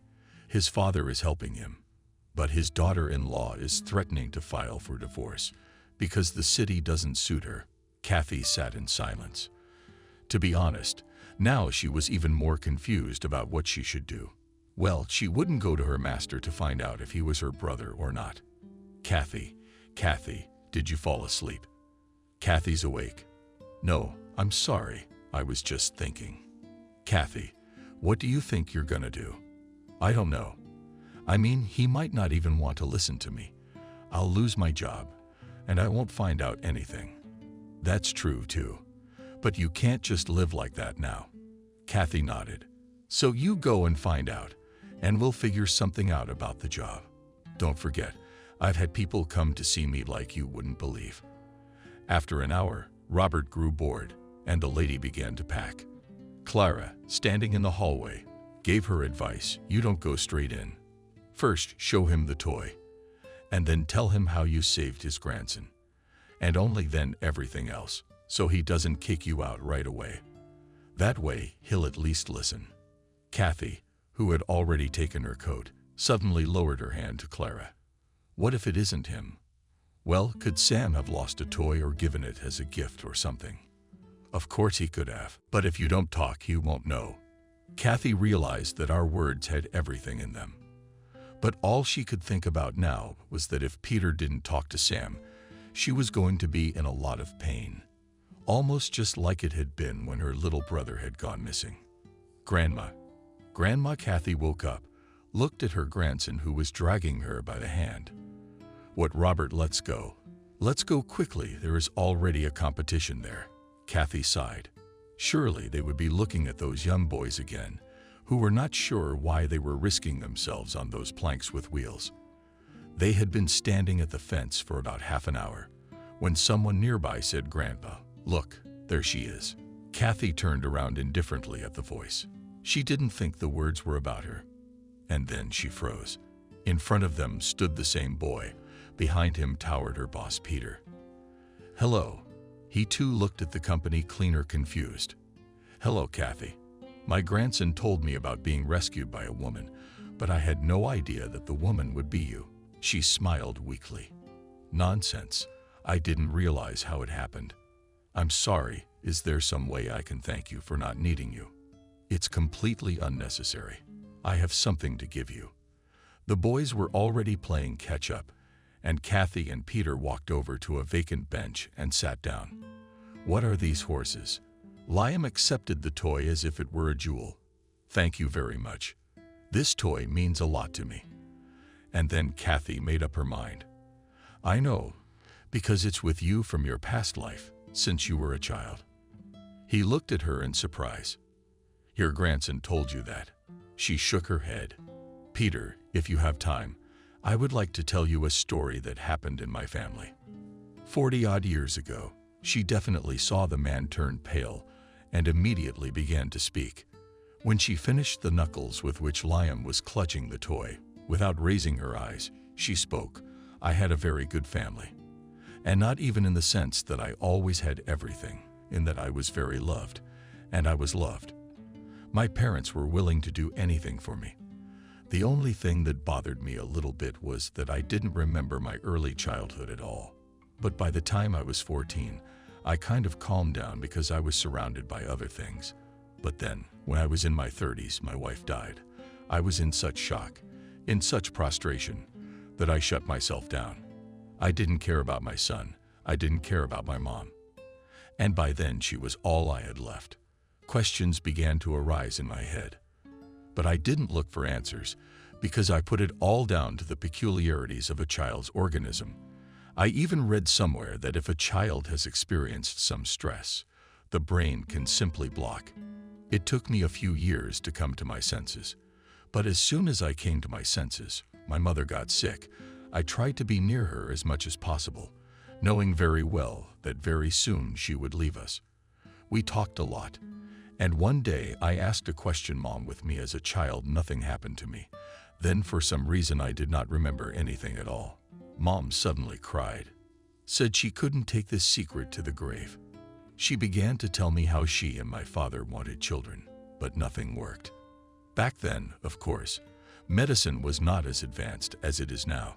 So in time they had to come to terms with it. They were already thinking of taking a child from an orphanage. But I don't know why they kept stalling. That day they made up their minds. But they decided to go only to another town not far from where they lived. Why was it a miracle I slowed down? Because it was only at the last moment that I saw a child sitting on the road. It was me. My mom said they also caught a glimpse of a woman running across the field. They didn't chase her because she looked like a crazy person. My mom grabbed me in her arms and started to calm me down. There was no village nearby. Where did I come from? They never understood. But at that very moment, my mom decided that I would be better off with them than with such parents who allowed such a thing to happen. I didn't believe it. I begged my mother to tell me it wasn't true, because my whole world crumbled in an instant. But she talked and talked and talked, pouring on the details. I only came to this town because they were from here. Kathy gently touched his arm. So you're my brother, Sam. He looked at her strangely, then turned. I'm sorry. I don't know. It's all kind of weird. Scary, even. Of course, I came here hoping to find out more. But now, I think I've learned too much for my own good. Kathy, I have to ask why my mother did this to me. Kathy stood up. Mother, no. Are you all thinking wrong? Mother excused herself for just a minute to go to the bathroom, asked an elderly woman to look after you. She was found. Then it turned out she wasn't herself. They let her out of the hospital every now and then, and she rode the trains aimlessly. She didn't remember taking a child out of the carriage, although someone recognized her, and certainly didn't remember where it had gone. Mom was sick at once.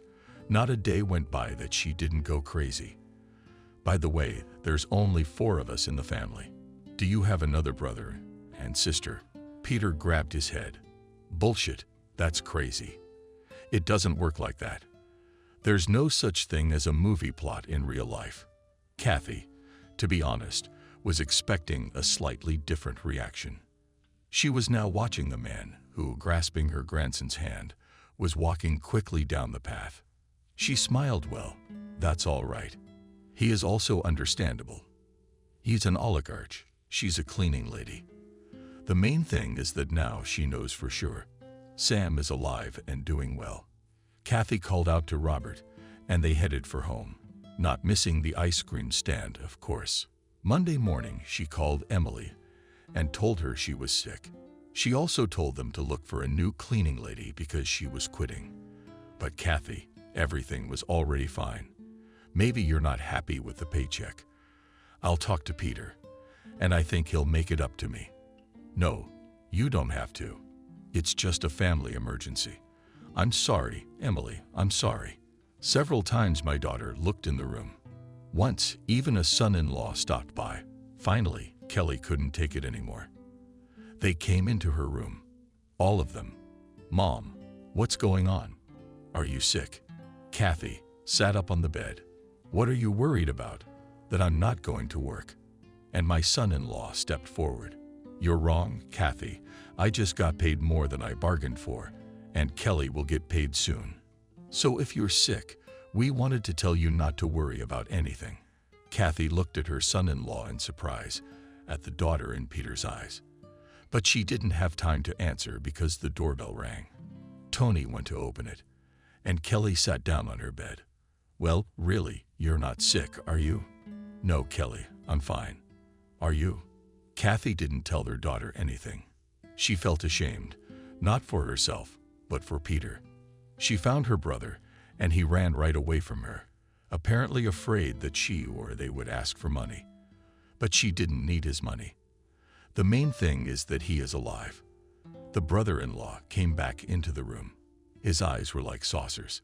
Kathy, that's the one Horford's asking for you. Kathy stood up. Tears flowed quickly down her cheeks. Kelly looked at her fearfully. Peter was already entering the room. He was holding a huge bouquet of roses. He stopped 2 steps away from her and said, Well, hello, sister.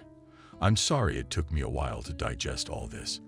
He put his arms around Kathy, and they stood like that for a long time. Kathy was crying.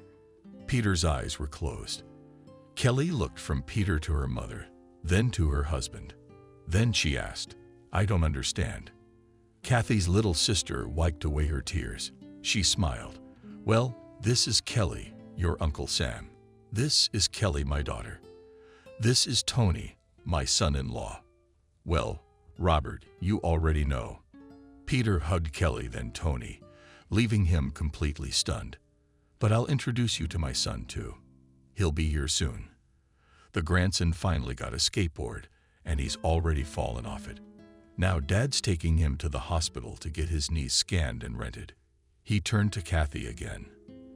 You know, Kathy, now I feel like I remember you. I can't say for sure, but I feel like it. The evening passed noisily. Peter was very easy to get along with. His son was immediately interested in Tony's work. And then when it came to computers, they went into the other room. The thing is, Ole's cousin had started his own business in that area. Kelly already knew that the brother was single again, that his wife, as soon as she found out that she had to go to the hole or stay at her father-in-law's house, immediately made a pen, leaving her son to his father. So Kelly was going hard over all the unmarried girlfriends in her head, because a good man should be married and know. Peter and Kathy were looking at old and new pictures, and Frank, Miranda, where are they? That we could meet them. We very rarely talk to them. They started dividing up the inheritance on the day of the funeral, and then they went their separate ways. Kathy, promise me we'll visit them at least once. How does it go? Okay. When Peter and his son and grandson were about to leave, Kathy said quietly to Peter, Perhaps we should go to the cemetery to visit my parents. Yes, Kathy definitely should. I'm sorry what happened to your husband. I saw a picture of him standing in front of our firm. But it wasn't your firm then. The bosses were saving money on everything. There was an accident. 4 people died, and they took the blame. Peter frowned. You mean nobody got paid anything? That's exactly what I'm saying. He looked up at her. You know, even though I wasn't there, I'm all about justice. Can you find the next of kin of the people who died? Sure, let them know I'm expecting them on Friday. 2 days later, they were standing at the grave. Mom was strict. She was busy. You realize there were 4 of us. And Dad made a pen. She just didn't have time for sentimentality, but she loved us very much because when you were lost, she never got back to normal and ended up going crazy. Peter knelt down in front of his mother's grave. Mom, I don't remember you at all, but I'm sure I loved you as much as you loved me. I'm a little late, but I promise you, I will come to you often and tell you how I lived without you. Kathy brushed away the tears with a smile. I'm sure she sees everything and is very happy for us.